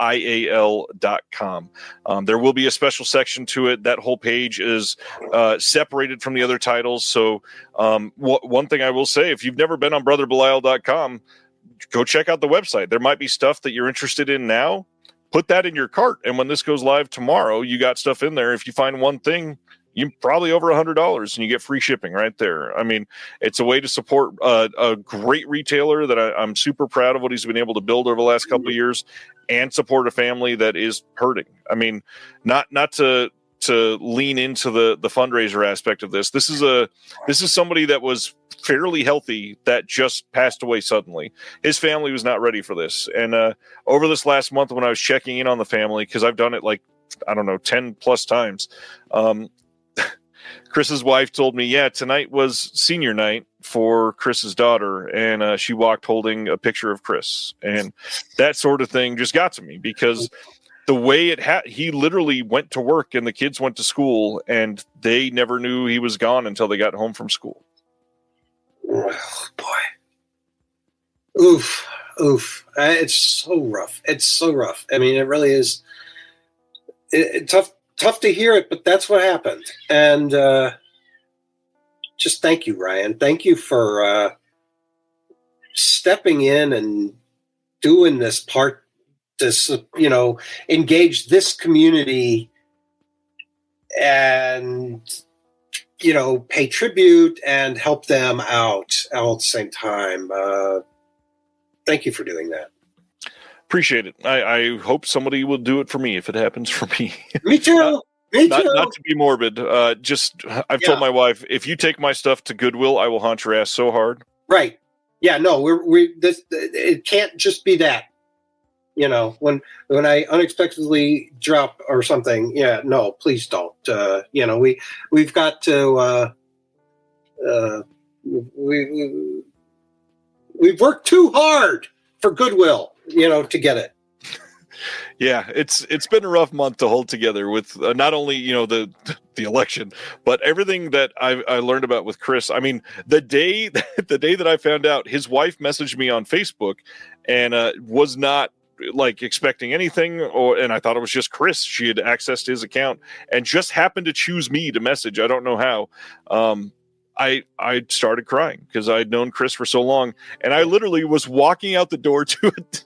Still, this gets to me. I was walking out the door to a dentist appointment, and I get in there, and they're like, "Hey, how's everything going?" I was like, "Well, I'm at the dentist, first of all, but second, it's a rough day. Let's get this over with." It was a bad afternoon, but rough day among rough days. Yeah. I miss Chris. If you'd like to support his family, please check out brotherbelial.com tomorrow or Nickelflix in person over the next 7 weeks. Well, then, you'll be supporting Nickelflix is what you'll be doing. But like I said, that too is they've already bought the collection from the family, but it's a local store that, he needs to break even and, all of that too. It's, support local business is what I'm saying. Indeed. Even when it's not local to you, it's local to me. Boost Jim's economy is what he's trying to say. Please. As always, after we get sappy and cry, we talk about next week's announcements. All of the OCN stuff is listed here as their retail dates. These are not actually shipping next week. These were mostly shipping already. But let's talk about how we got Paper Moon 4K from Criterion, Shape of Water 4K from Criterion, Hush 4K from Scream Factory, which is still one of my most anticipated. I'm stoked that got a physical release after disappearing from Netflix, damn it. We've got the Shawscope Volume 3, which I've seen a lot of people getting already. Looney Tunes Collector's Choice Volume 4 from Warner Archive, which means that also that collection of 1 through 4 is also arriving next week. The Hunted 4K from Kino Lorber, 4K of Bug from Kino as well. Bones and All 4K from Scream Factory, the complete Thin Man collection, which I need to get from Warner Archive, Dragon Bruce Lee story from Shout Factory as well. Wide release of that Hatchet, the complete collection steelbook is coming out finally. Let's see what is next. The Story of G.I. Joe coming from Ignite. I believe that is a standard release of that one. Humoresque. That's 1945 G.I. Joe. It's not Cobra versus G.I. Joe. It's true. Probably should have said. Yeah, it's a classic movie. Another one of my most anticipated, MXC Most Extreme Elimination Challenge from Discotech coming next week. Reminder, that's SD on Blu-ray because they cannot get HD out of that with how it was made. Why do it then? Why not just do a DVD? Why make because it will save space like crazy. You can fit way more episodes on a single Blu-ray disc than on a DVD. And it's more scratch resistant as well. Yeah, good point. Then we've got That's Entertainment from Warner Archive, the Alfred Hitchcock, the Icon set, which is a weird, interesting studios working together. 3 different studios contributed to that. So what's going on there? What Alfred Hitchcock Icon? There's been several Alfred Hitchcock like comprehensive collections out of Universal and whatnot. What's going on here? This is Rear Window, To Catch a Thief, Vertigo, North by Northwest, Psycho, and The Birds, all on 4K together, which is super rare because those are multiple studio titles. We've got, I believe, Warner, Paramount, and Universal all in one box. Wait, I thought they were all Universal. They are not. They're not. All right. Well, good deal. Hitchcock is evergreen. That's hard to argue with. It's literally Hitchcock. We've got Fudo, the new generation, the first Takashi Miike title on 4K coming from Media Blasters. A bunch of people already have that in hand. Wait till your father gets home from Warner Archive. Got delayed, actually. Yeah. I was going to say that one isn't coming. That'll be a couple more weeks. The Lonely Man from Kino Lorber. Mountains of the Moon from Kino as well. 1,000 Convicts and a Woman from Kino Cult. Number 1 of the Secret Service. That's one I need to get to. That one sounded great. That's another Kino Cult title. More Ultraman from Mill Creek. Battle of the Commandos from Kino. On the Road with Hope and Bing Crosby. The collection of everything in a box together. Good. Yeah, the road movies. Yay. Must Love Dogs on Blu-ray for the first time from Warner Archive. Revenge of the Zombies from Kino. Zysix Road 4K, which you'll spend more on that 4K than it made in its theatrical run. That's the beauty of it. They're finally going to turn a profit. No, maybe not. Harrison's Flowers from Kino. Santa Claus from VCI. The Outcast Standard and deluxe shipping is still from Deaf Crocodile. That's the bulk of it. Anything that you are excited about that you don't already have that you might look into from this? Well, plenty, but the main thing is my question's about Shawscope. I pre-ordered it from Amazon just because I don't love that I did that because I'd like to buy it somewhere else. But they were selling it for $112, which I know the scuttlebutt on Shawscope Volume 3 is pre-order that mofo because they're not making as many of it. And so I was like, I don't want to miss it. $112 seems pretty good. Can I do better elsewhere while I still have time to cancel my Amazon? That's a question for everyone, I guess. I'm not sure, but one hot tip for tonight, and I'll take this off the screen while we discuss. One thing to look out for is to favorite a couple eBay stores. There are some places that I don't remember the titles of all of them, but there are many of them that have an always on buy two, save 10% type of coupon going on. And you can buy Shawscope and something that costs $10 and they still take 20% off of both. And so if Shawscope is already $115 on their website and you get $20 off, that's $23 off. That's So I'm not saying that you're going to find that for cheap necessarily. But here you go. Wave says, please rewind and Pop Market are two of the eBay stores. All right. That is my hidden secret that I say for a lot of these is if you go on eBay, you can, and sometimes it's 30% during like Black Friday, stuff like that. But just keep an eye on it because they shift their sales. Sometimes it's buy two, sometimes it's buy three. And so if you can find it when it's buy two, you can make out like a bandit. I actually did find one of those. Blow It Out of Here, I think, was doing it. That was one of them. Blow It Out of Here is now Pop Market. Okay, Pop Market. I did that several years ago and forgot about it. Pardon me. I forgot about it. So, because things leave my head in weird ways because I'm old.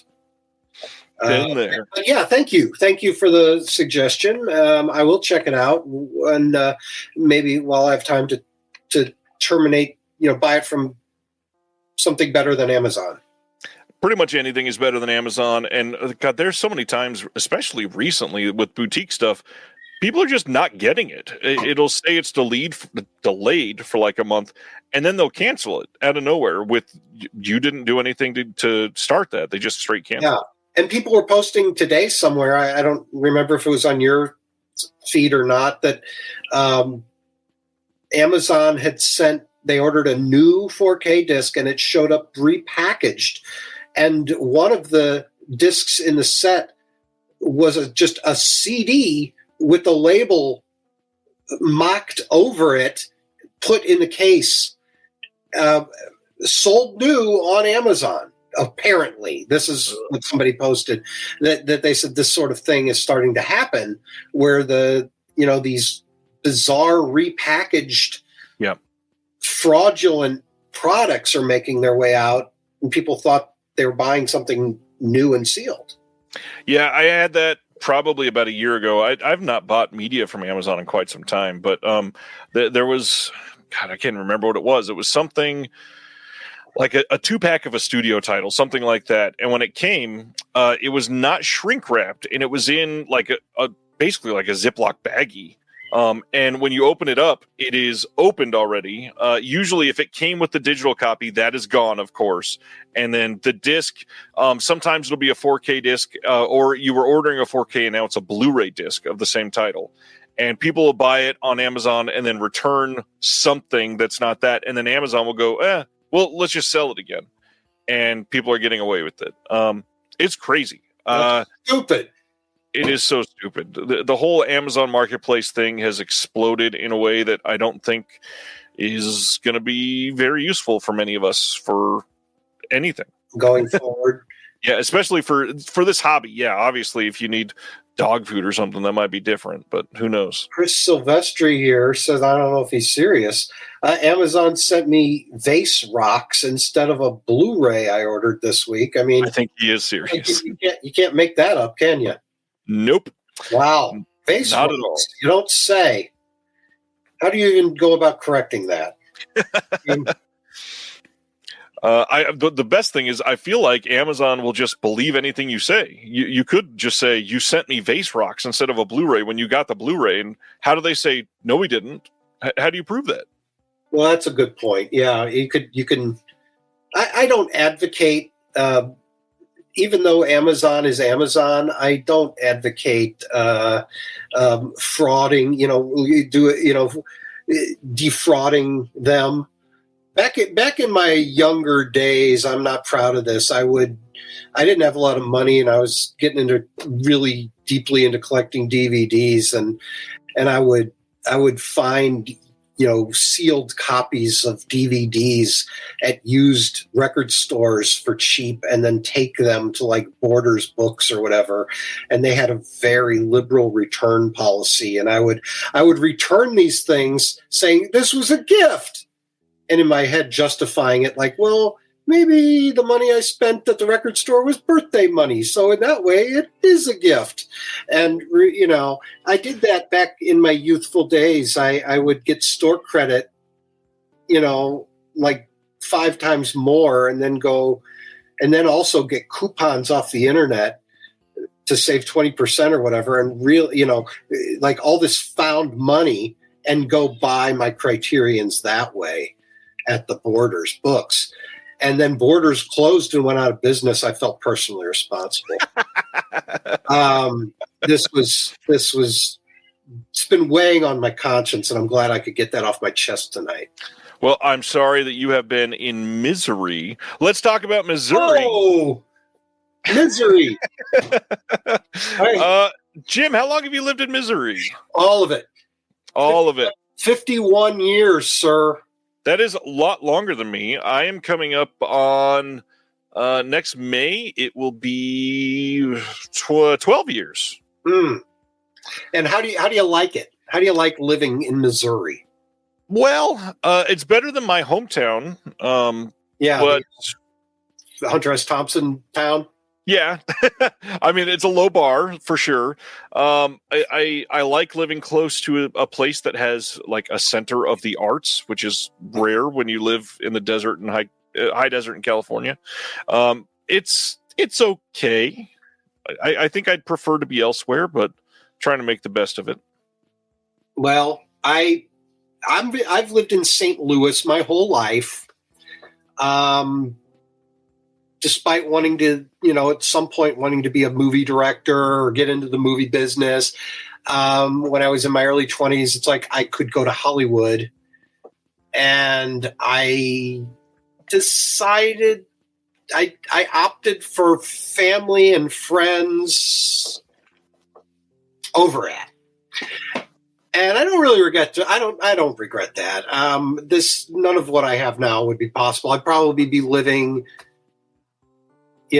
single and lonely and toiling my life away on movie sets in, chasing work around the country, because the movie business is no longer a hub in Hollywood like the old days.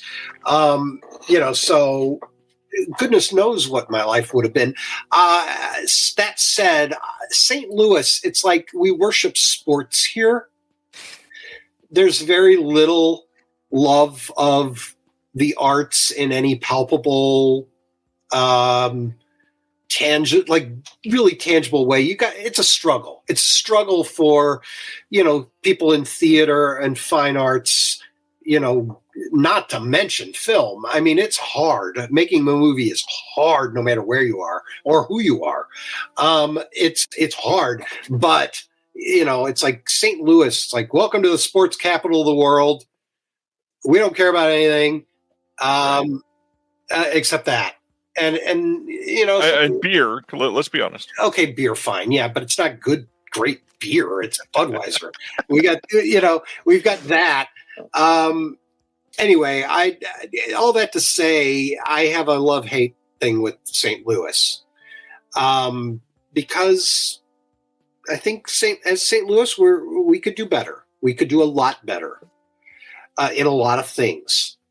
So there you go. And that's my, and then the rest of Missouri, for gosh sakes. I mean, you and I are in the two progressive pockets of Missouri, and the whole rest of it is, it's a different world, literally. Exactly. It's a different world. Thank you. So that said, we're dead center in the middle of the country. During the Civil War, we couldn't make up our mind, and we're freaking neutral or both, depending on how you look at it. The state had identity problems, and now we're against identity problems. Yeah, we still have it. We still have identity problems. So that said, there's interesting things about setting a movie here. I don't know that it's been mined in the way that perhaps it could be. It's our topic. Missouri movies, right? It is. Before we get to that, one of the things that is exciting is some films that have been literally filmed here. You've been able to work on. You want to answer that question now? What films you were able to work on? Yeah, like I said before, I alluded to or mentioned, I was working in production, and there wasn't steady production here. So I had to wear many hats. When I wasn't working on a movie, I could be doing anything from swinging a paintbrush in somebody's kitchen to editing video freelance. And by editing video, I mean weddings, instructional video, you name it. I wasn't picky, travel logs, I did those. But what I did in the professional movie business, I was the set decorator. The movies you've heard of, there were several that never got finished, but the ones you've heard of are Gone Girl. David Fincher's Gone Girl I was the Missouri set deck buyer was my title. It was my job to drive around and buy set dressing for the sets. That's anything that isn't a active prop. The prop department is related but separate. Props are anything an actor holds. Prop. If it's in the set, just like these books behind me, those would be considered set dressing, unless an actor's going to go pull a book off the shelf. That book would be a prop. But anyway, so things can blur. But that said, I was buying furniture. I was buying just you name it for David Fincher's Gone Girl. A lot of the furniture, a lot of the junk, even for the scenes they didn't end up filming. And they didn't film in St. Louis. They filmed in Cape Girardeau, which is 2 hours from here. It's a port town, and nothing looks like Cape Girardeau in America or Canada, which is why they had to film those parts of Gone Girl here, because Gillian Flynn, who wrote the book, is from Cape Girardeau, and she wrote it into her story. So, I bought a lot of the stuff. I'd sit there and watch the movie and be like, well, that's not where we shot this. They reshot that scene, obviously, but that's the cabinet that I bought at that thrift store or whatever. I could, So anyway, it was working for Fincher is a pressure cooker. Right. A lot of set deck buyers and art department people get fired. I was determined to make it through the 3+ months of our Cape Girardeau shoot. And I did.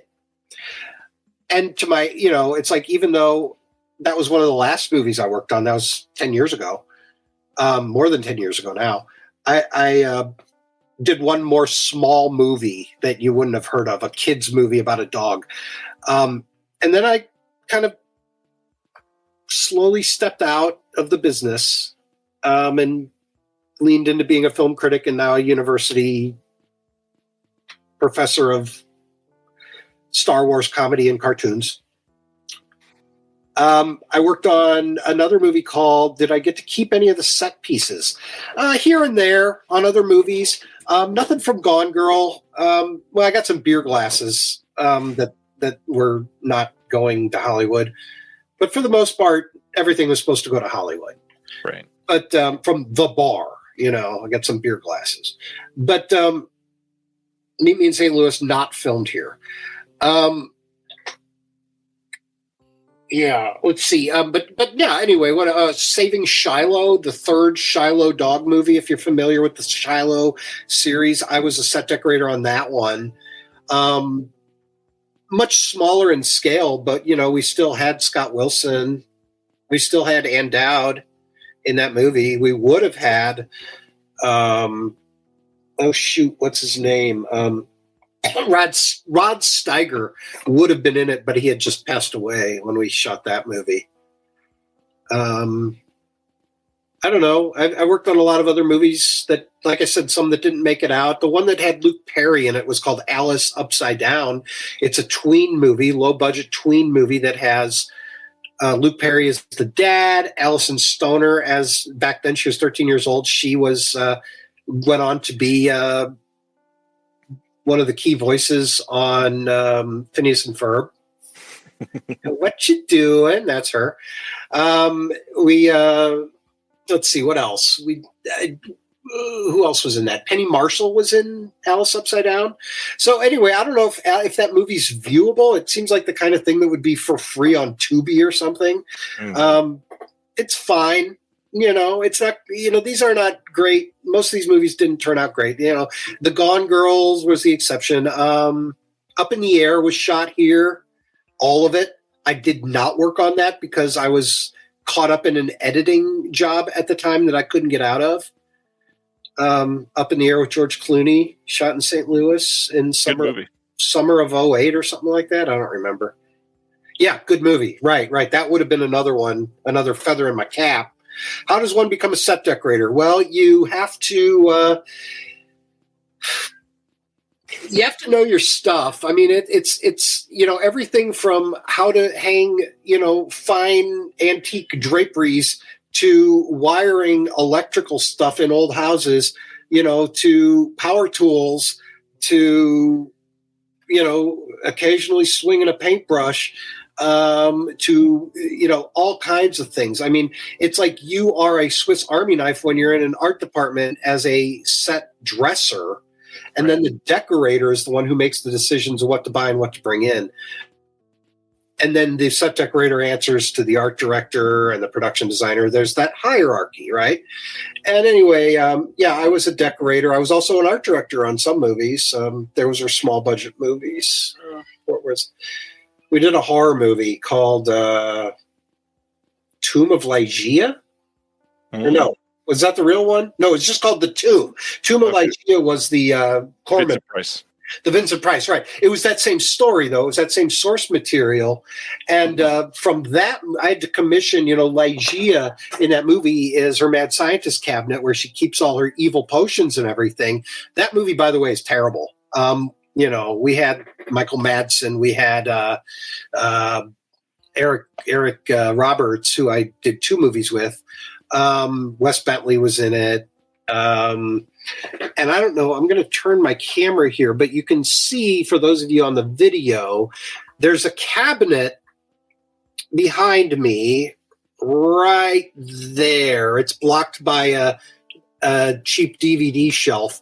But behind me is a cabinet. There's a snake eating its own tail on that cabinet. That's where I keep my horror movies. That cabinet is from the Ligeia, the Tomb movie. Nice. We made. I had it commissioned. The back comes off and the shelves are all adjustable. So because they wanted to do the scene where the camera is behind it and she opens the door and, you see through the cabinet to her, right? That's a shot in the movie. So I had to have it built for that. All that snake casting was custom. That's resin. Anyway, and the shelves had to be adjustable because I didn't know what they wanted to put in there or how high. So we just made it that way. Can you get Michael Madsen and Eric Roth to come to your bar mitzvah for the right price? Yeah, well, there you go. That's just it. That's why we had them, honestly. But yeah, Eric Roberts is a great guy, but yeah, he doesn't turn anything down. That is right. He's a good guy. Real quick, the Cali kid wants to know what movies from 24 do we like? I'm going to answer it real quick. Nora, The Substance, and Last Stop in Yuma County are my three favorites so far. I'll say The Substance, Seed and Sacred Fig, and I can't think of anything else right now. I've watched too much. My brain's mushy. Anyway, yeah, the cabinet. I brought that home. You want to see what did I take home from a set? That is a big acquisition. That's pretty rad. Yeah, I was happy. It's like the stupid snake cabinet from the stupid movie that no one saw. There you go. Paul wants to know about how many items do you think are in your physical media collection? 9 or 10,000. On that note, Missouri movies. This was more difficult than we anticipated. Why was it difficult? Because this topic sucks. I wish I didn't suggest it. I last week you guys did Appalachian movies, and I thought, it's like I had a suggestion or two, the best of 2024, which we're being asked about. That was a suggestion. Ryan thought, let's do Missouri movies since we're both in Missouri, and that's when I suggested. I was like, well, we're both in Missouri. We could talk about Missouri movies, and then we started to look into it. I guess you making your list and me making mine independent of one another. And we don't know what the other guys picked, but it's like, this is, I don't know, maybe it's slim pickings, maybe it's not. Let's just see where it goes. Well, and we had mentioned to each other, it's kind of interesting because you can choose, stuff shot in Missouri, stuff set in Missouri, or the best of both worlds, stuff that is shot in Missouri that is set in Missouri, which does not happen all that often. No, that's the gold standard here. But we're just winging it with what we wanted to do. Ryan in Kansas City, me in St. Louis.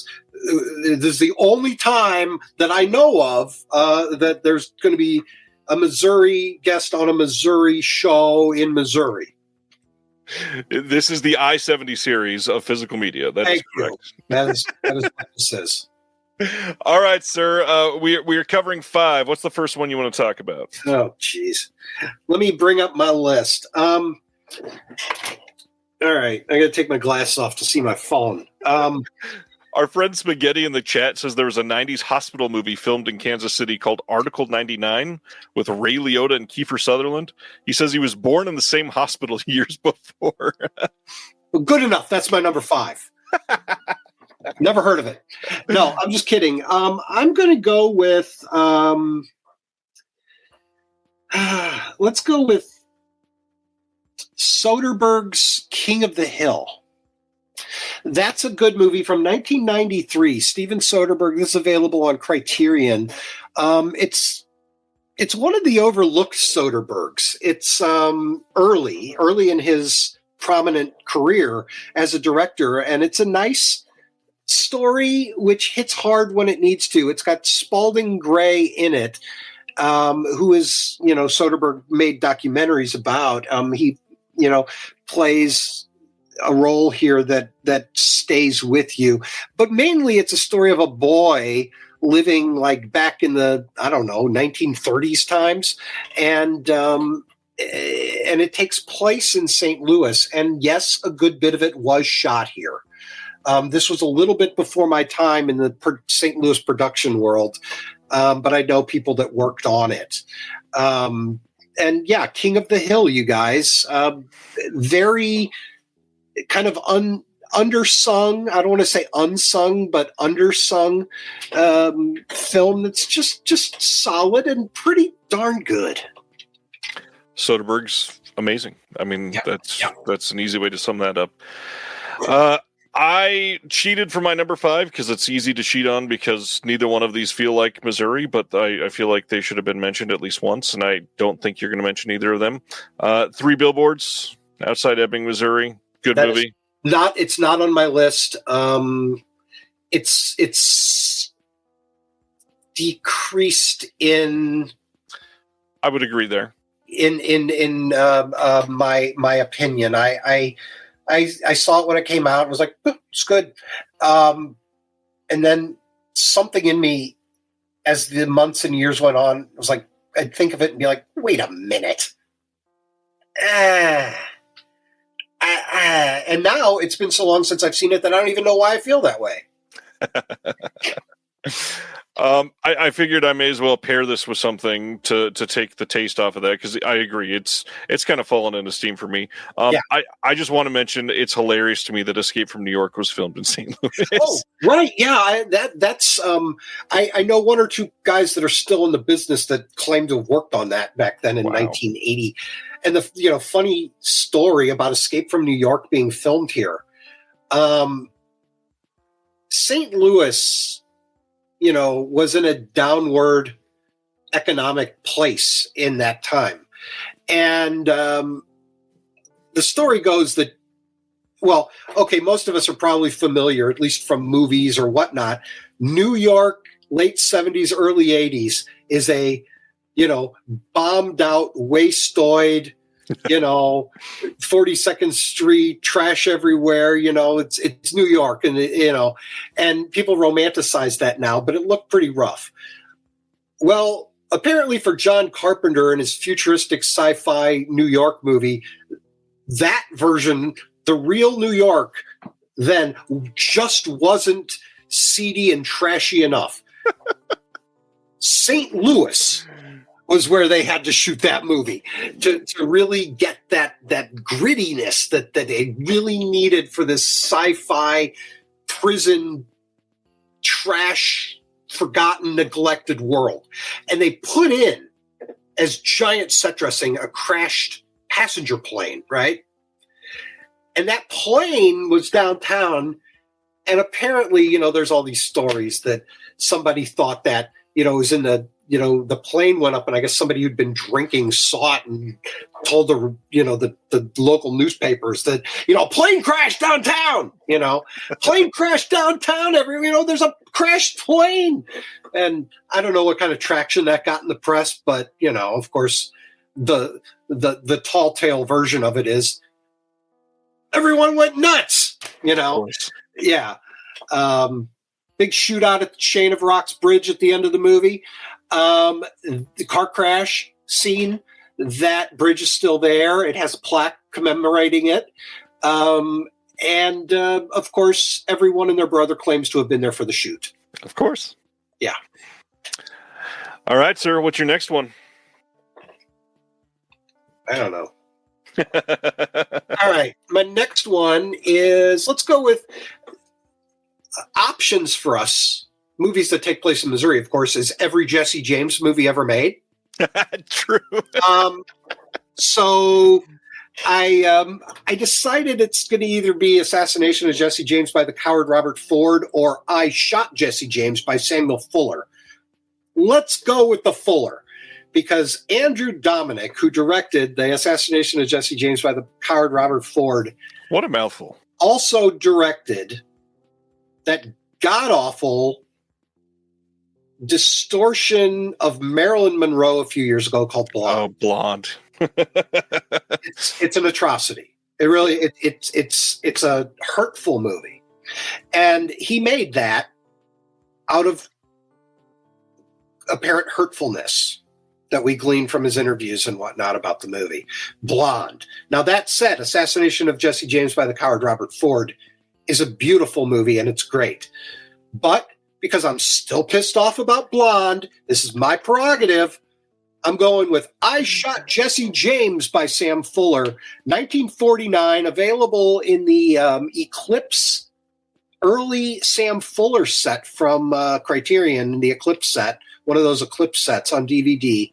And yeah, it's just, it begins cool. Like if you've never gotten into Sam Fuller, man, his stuff holds up. He's got a visceral punch in his work. The book, Three Faces, that came out posthumously, that he wrote, is a great, great read, guys. Sam Fuller. I Shot Jesse James is my number 4. Nice. Mine has most of the movie is not shot here, but one of the more memorable scenes is shot in St. Louis as well. Had to go with Planes, Trains, and Automobiles. Oh, that's a great pick. Yeah. This is literally like one of the most fun scenes shot at Lambert is in all kinds of films. Yeah. It's a very iconic airport, even though it's not the biggest, but for Missouri, it's pretty big. I worked on Lambert. We worked on The Informant, the Soderbergh movie. And we worked on, Rachel McAdams and Tim Robbins coming back from the Iraq War in the mid 2000s. What was that movie called? The Lucky Ones. The Lucky Ones. Yeah, we did that at Lambert too. And they go to like 4 different airports in that movie. Lambert is all of them. we it's like, okay, now they're going to the Las Vegas airport. We pulled some slot machines off the truck and dressed it's Las Vegas, Anyway, because like they say, the reason so many things are shot at Lambert here in St. Louis, when you're not flying planes, you got to do something. Take that Hollywood money. Oh, St. Louis. Yeah, if you haven't seen Planes, Trains in a long time, go back and watch this scene. It's a very obvious set in Lambert scene, and they talk about it ever so lightly. Great movie, obviously, one of the classics. It's the scene where Steve Martin gets stuck at the desk with what's her name? Edie. I can't remember the actress. They say he's a righteous dude. Her from Ferris Bueller, and it's her and Steve Martin, and it's the F word scene. It's pretty great. Yeah. So Planes, Trains, and Automobiles, your number 4. My number 4, let's say... this is your 3, I think. Oh, gosh. I almost made this longer, Heaven forbid.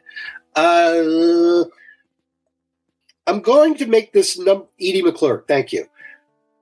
I'm going to make this my number 3 because... Not because...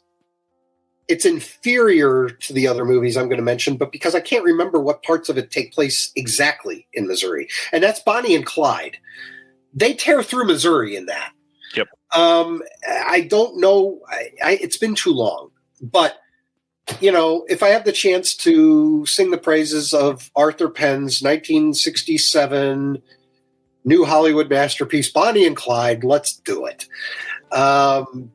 Warren Beatty, Faye Dunaway, Gene Hackman, Gene Wilder. What do we want? This movie rocks. And it seems like it's kind of slipping away into the mists of time, as things tend to do as time goes on. And pop culture, our pop culture hindsight narrows. We lose certain things. We just let certain things go that maybe we shouldn't. Absolutely. Bonnie and Clyde feels like one of those to me. It feels like nobody's talking about it anymore. And so I'm going to talk about it. I just did. My number 3, Bonnie and Clyde. Great. Yeah, Bonnie and Clyde 4K would look great. Please. Yes. I would. I'm all in. Number 3, we are leaving Kansas City and St. Louis for the first time, I think. Going to Colombia, another very small liberal stranglehold, with Your Next, directed by Adam Wingard, who I believe is from Colombia. The whole thing filmed, and I don't even think they mention Missouri, but it's pretty clearly Missouri where it was. It is a great movie. I love the whole home invasion aspect. Very well acted, fun cast. It's a fun movie. I mean, everybody watching has probably seen Your Next, so I don't need to say much. I love Your Next. Not me. I didn't get around to it. I do own it. I bought it at Nickelflix for $4. It's in the snake cabinet. I haven't got around to it yet. I know I need to I was unaware of the Missouri connection because when I started looking at these lists, of course, Your Next was all over them. And I went, doggone it, I needed to watch that movie. I knew I should have watched that movie before this. And I think I don't know if you've seen this because we've never talked about this. The first VHS film, I think one of the first. We don't talk often enough. One of the segments from the first VHS, I believe, was filmed in Colombia too. So that's another one that people talk about. Do they? Okay. I'll take your word for it. For Missouri, yes. Jim is my only hope. For what? He said, I know it should be number one. I hope one of you pick it. It will not be Ryan. Oh, good Lord. I'm probably going to let you down. So now you have pressure, Jim. What's number two? I think I'm going to let him down. I know I'm letting him down. Okay. Number two is The Outlaw Josie Wales. Again. That's what he wanted at number one. Did he? How do we know that? Because I know Craig. Oh, well, maybe I didn't let him down. Well, my number two is Outlaw Josie Wales, and it could be number one. I'm not saying that's a better movie than Bonnie and Clyde. I think Bonnie and Clyde's a better movie, but for Missouri stuff, I think that's got more Missouri representation. It's great. It's just maybe not as great as Bonnie and Clyde, in my opinion, but it's still great. And it's Clint Eastwood. This is 1976. Philip Kaufman wrote it. Clint Eastwood directing. Am I right? For some reason, I thought it was Phil Kaufman directing it. I'm not sure. Okay. Well, anyway, it's been a while. But anyway, all that to say, somebody made this movie, and it was good. And it's a fine Western. And it's got levity, but it's also got a lot of tragedy. Better than Bonnie and Clyde. Sorry, not sorry. Yeah, no, that's fine. That's fine. Anyway, Eastwood directed. Thank you. I have it on my notes that Eastwood directed, but I was second guessing myself because I know Philip Kaufman was prominent in the process. My gosh, I just love it. I watch that movie and then I end up kind of talking like this for tonight. I don't know. What do you think? Yeah, it gets under your skin in a good way. I need to see it. I need to subject myself to a bunch of Eastwood one of these months and just drown in Eastwood. Outlaw Josie Wales. Yeah. Very different from your number two. My number two is a film that was released during COVID, directed by local Kansas City director Jill Gevargizian. That is The Stylist. And really only chose this because it is Missouri through and through. Like, Ooh. There are so very many Kansas City landmarks. There are so many Kansas City things that are visible that you even recognize, like prominent hallways in downtown buildings. It's that recognizable. It's a really great movie. It's a modern set slasher that is about a hairdresser that scalps people, and it's really fun. That's all I'll say. Arrow directed it, Arrow released it on Blu-ray a couple years ago now. There's The Stylist. Oh, yeah. Arrow, sure. Okay. Yep. And there's a interview with Jill on the channel if you want to go check it out. Very cool. Well, I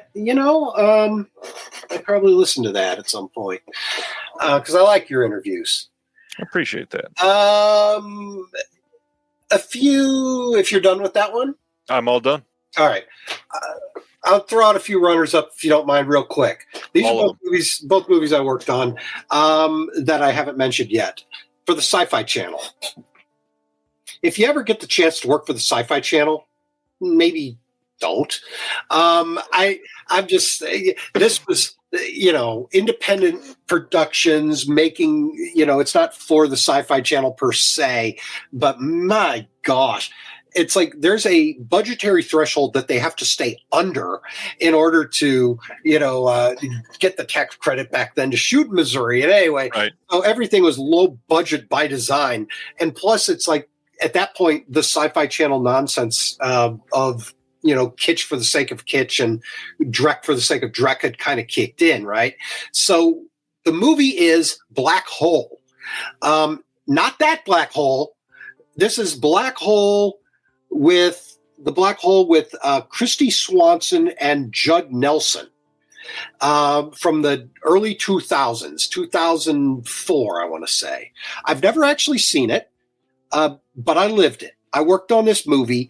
We shot it in the weeks leading up to Christmas that year. It was less than 0 degrees outside, shooting downtown, these action scenes of Judd Nelson driving this truck to stop the black hole portal. One of those scientists, they did a bad thing in this movie. They opened a black hole, that kind of thing in space that devours galaxies and crushes matter in seconds or less. Okay, they did that under the arch down in the riverfront, right?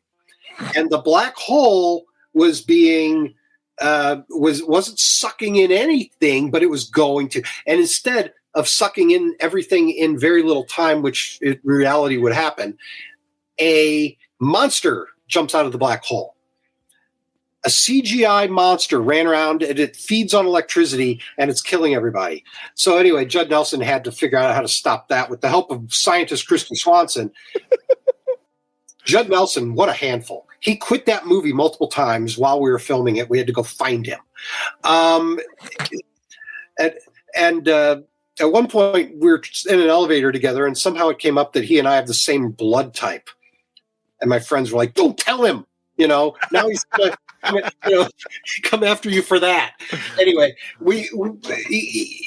it's like the Sci-Fi Channel miscalculated this movie because they failed to realize, yes, we have a CGI creature that's in the budget, but that black hole swirling around the whole time is also a CGI element that is basically the same cost of generating back then that the creature was. So we had 2 creatures, so it took an extra year for the movie to materialize. Anyway, that's Black Hole, a great Missouri classic on the Sci-Fi Channel.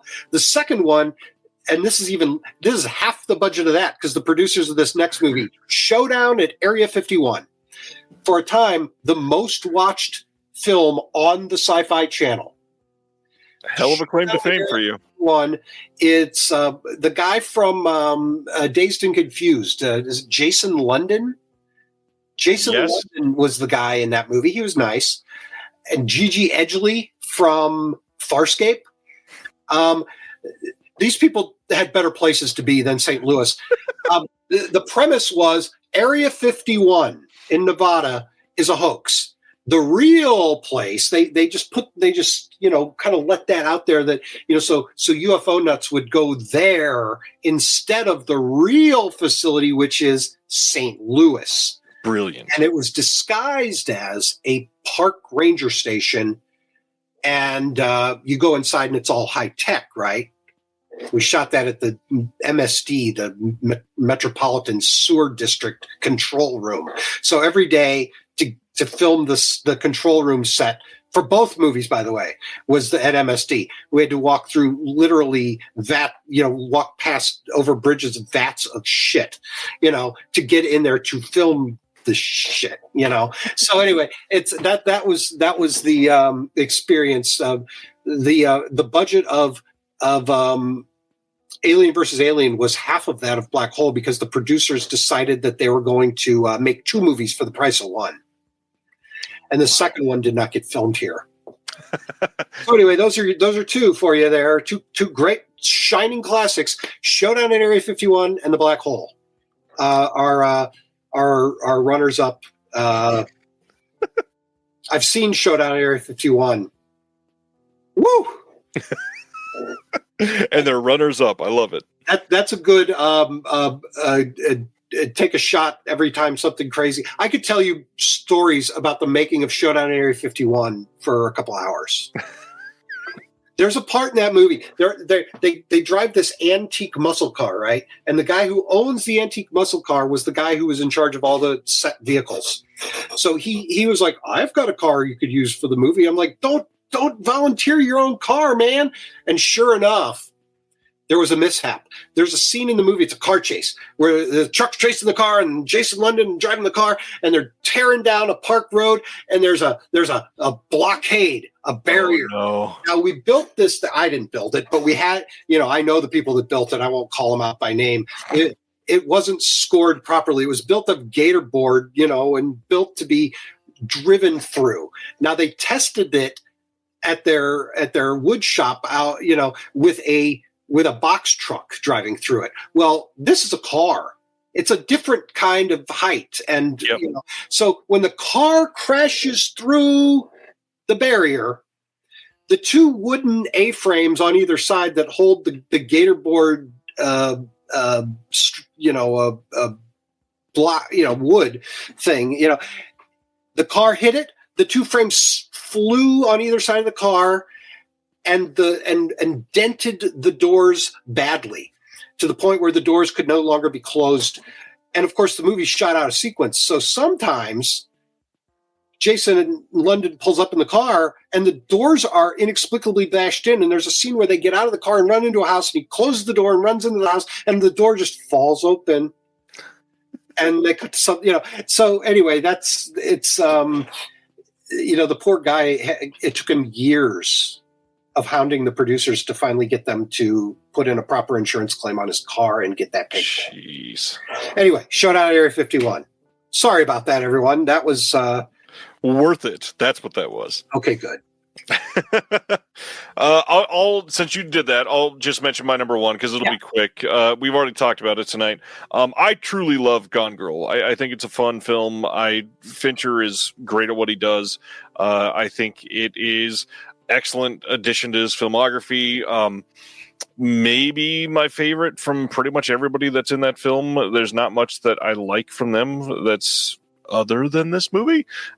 Great movie. Very, very St. Louis movie. It is definitely very, very Cape Girardeau. Yes. There is scenes in St. Louis, though. Yeah. Which, oddly enough, I wasn't involved with. Hardly anyone was. They just kind of came and did them. That's funny. Neil Patrick Harris's house is actually in Cape Girardeau. That was an addition to the schedule. They were going to just figure something out in LA. And then this amazing house was discovered in Cape Girardeau.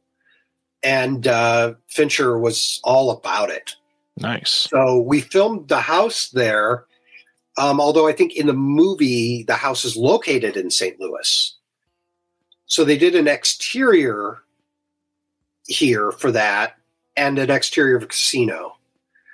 But the interior of the house, everything but the bedroom, and you know what scene I'm talking about for the bedroom, that was not filmed in the actual house. The bedroom was a set in LA. They did later. Fincher notoriously does a lot of takes, and I can verify that. They spent an entire day just shooting Neil Patrick Harris driving the car up the driveway and getting out, and then again, driving the car up the driveway and him getting out. The members of the St. Louis crew who didn't understand David Fincher or who they're working with, they're like, who is this guy? Why is he making him do this 99 times? This is absurd. I mean, this is all we're doing all day is driving a car? Give me a break. Anyway, they soon learned. And by the way, no talking on set of any kind. Wow. Silence all the time. And that's hard. That's hard. I mean, when they're not filming, if you're not, you can talk then.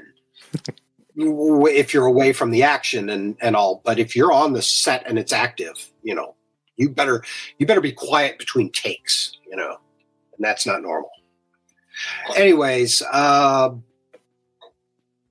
Yeah. Anyway, yeah, the bedroom scene was built on a set, and the wardrobe people in Cape Girardeau were prepping.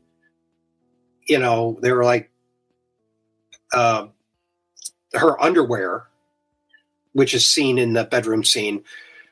They're like, you know, and of course it gets covered with blood. And they're like, well, he's only got 17 takes at it. That's all we got for the, you know, customized underwear.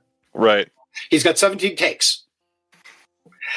It's like, gotta love Fincher. Ordinarily 17 takes ought to be plenty. Should be plenty. But for him, that's a low side, yeah.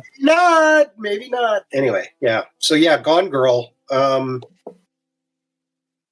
like it. Yeah, I'm glad you like it. Thank you. It kept us fed for 6 months. Good. So what is your number one? One that I couldn't find on any of the lists. Michael Mann's Manhunter is one that made a great impression on me. It's the end of the movie. I love Manhunter. It's probably my favorite Hannibal Lecter movie. I just love the vibe. I love what Michael Mann did with it. It's Red Dragon, you know, for those who don't know. It's the book Red Dragon, made before Silence of the Lambs, circa 1985. It's got that, you know, neon 80s dark vibe about it that just works, you know, with the actor from CSI, William Peterson. Tom Noonan. Yeah. He's so good in this. William Peterson is like weirdly captivating. It's his best role by far. I think so. You know, To Live and Die in LA is great and all, but it's close, but he's better. Yeah. Yeah, he's better. In Manhunter, it ends where, you know, he's going to find the killer and he has to go to St. Louis. And I had no idea that was coming. I was watching the old Anchor Bay DVD back in the day. You know, it came with the, you know, evidence envelope with trading cards in it and everything. I have that. And I was watching that for the first time ever and on my own. And lo and behold, it's like St. Louis, Missouri. All right, we're going. and they go, and they, you know, there's a scene at a newsstand where it's full of St. Louis newspapers and everything. I don't think they shot that here, but it sure looks like they did. I was impressed. And then, of course, they go out into the sticks and find the killer's house, and they can shoot that anywhere. You know, it's smashed through the window with iron butterfly, blastingly loud. It's so cool. It's one of the most memorable scenes of the movie, too. It stays with you, you know?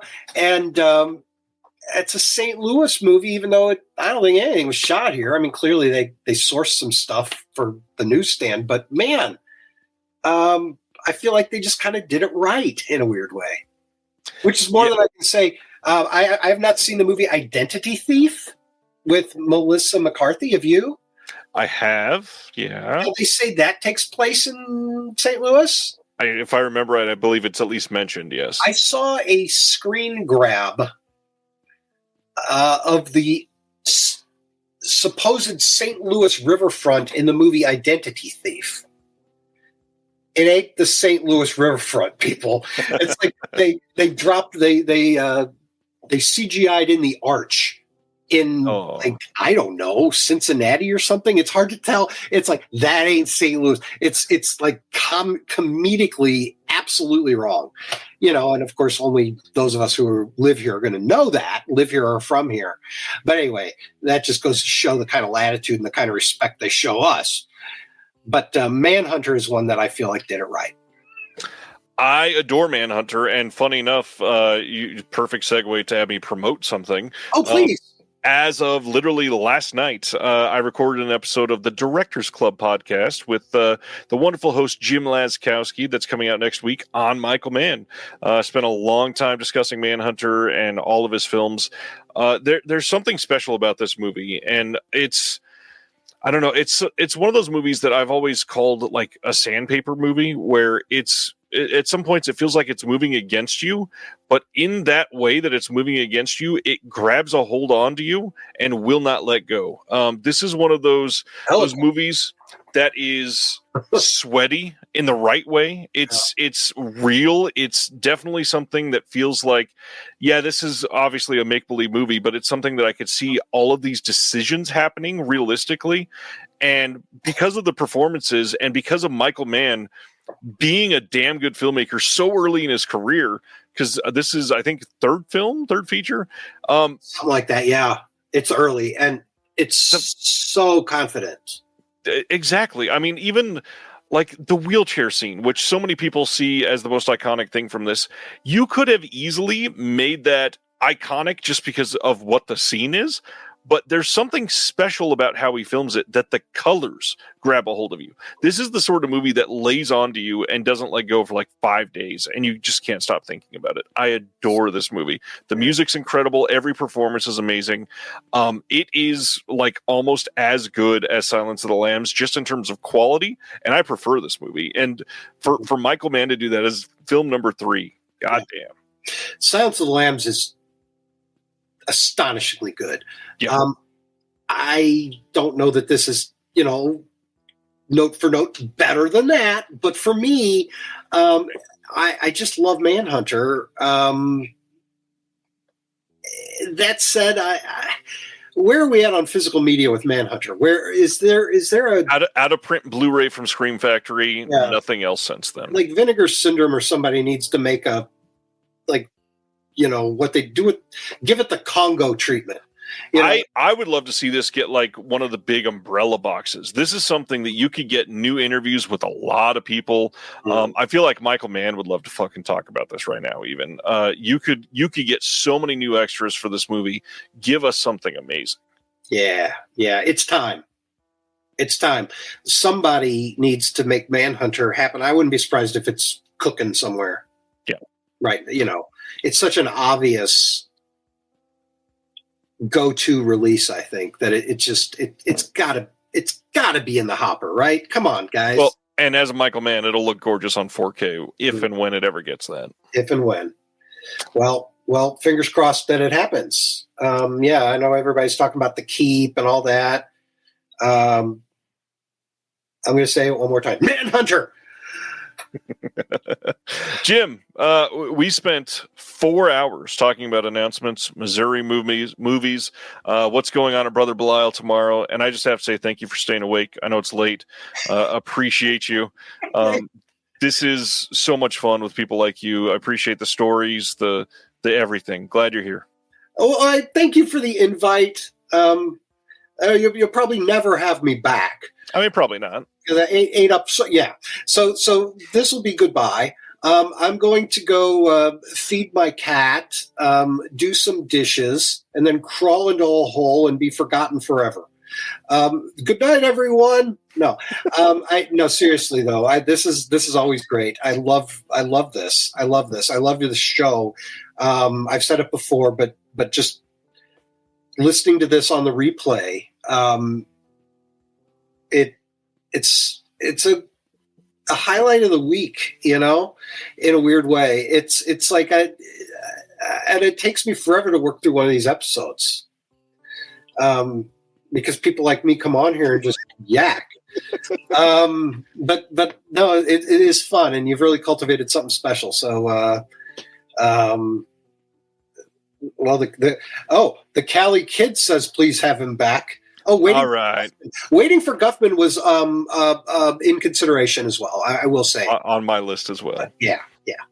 It's a great. Okay, all that said, thank you and good night. I'm going to end it right there just because it's funny here. Thank you for watching The Disconnected. On the way out, make sure that you are subscribed to the channel, that you've liked the video, and that you've copied the link to be able to share with someone else that may appreciate this.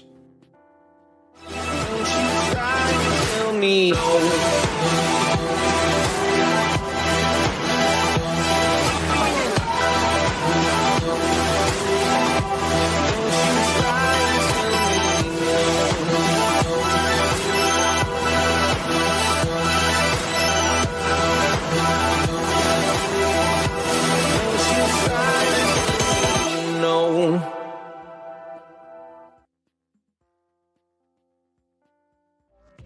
Hey, this is Jason Kleberg from the Force 5 podcast, a show that forces a guest to come up with a movie-themed top 5 list topic, and then we reveal our picks on air. Top 5 heist films, top 5 tearjerkers, top 5 movie dogs. Every show you'll be asking yourself, what would be on my list? Guests include directors, screenwriters, actors, podcasters, musicians, authors, and even a professional wrestler.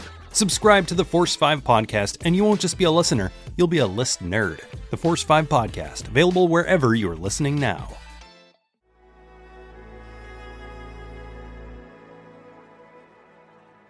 Thank you for listening.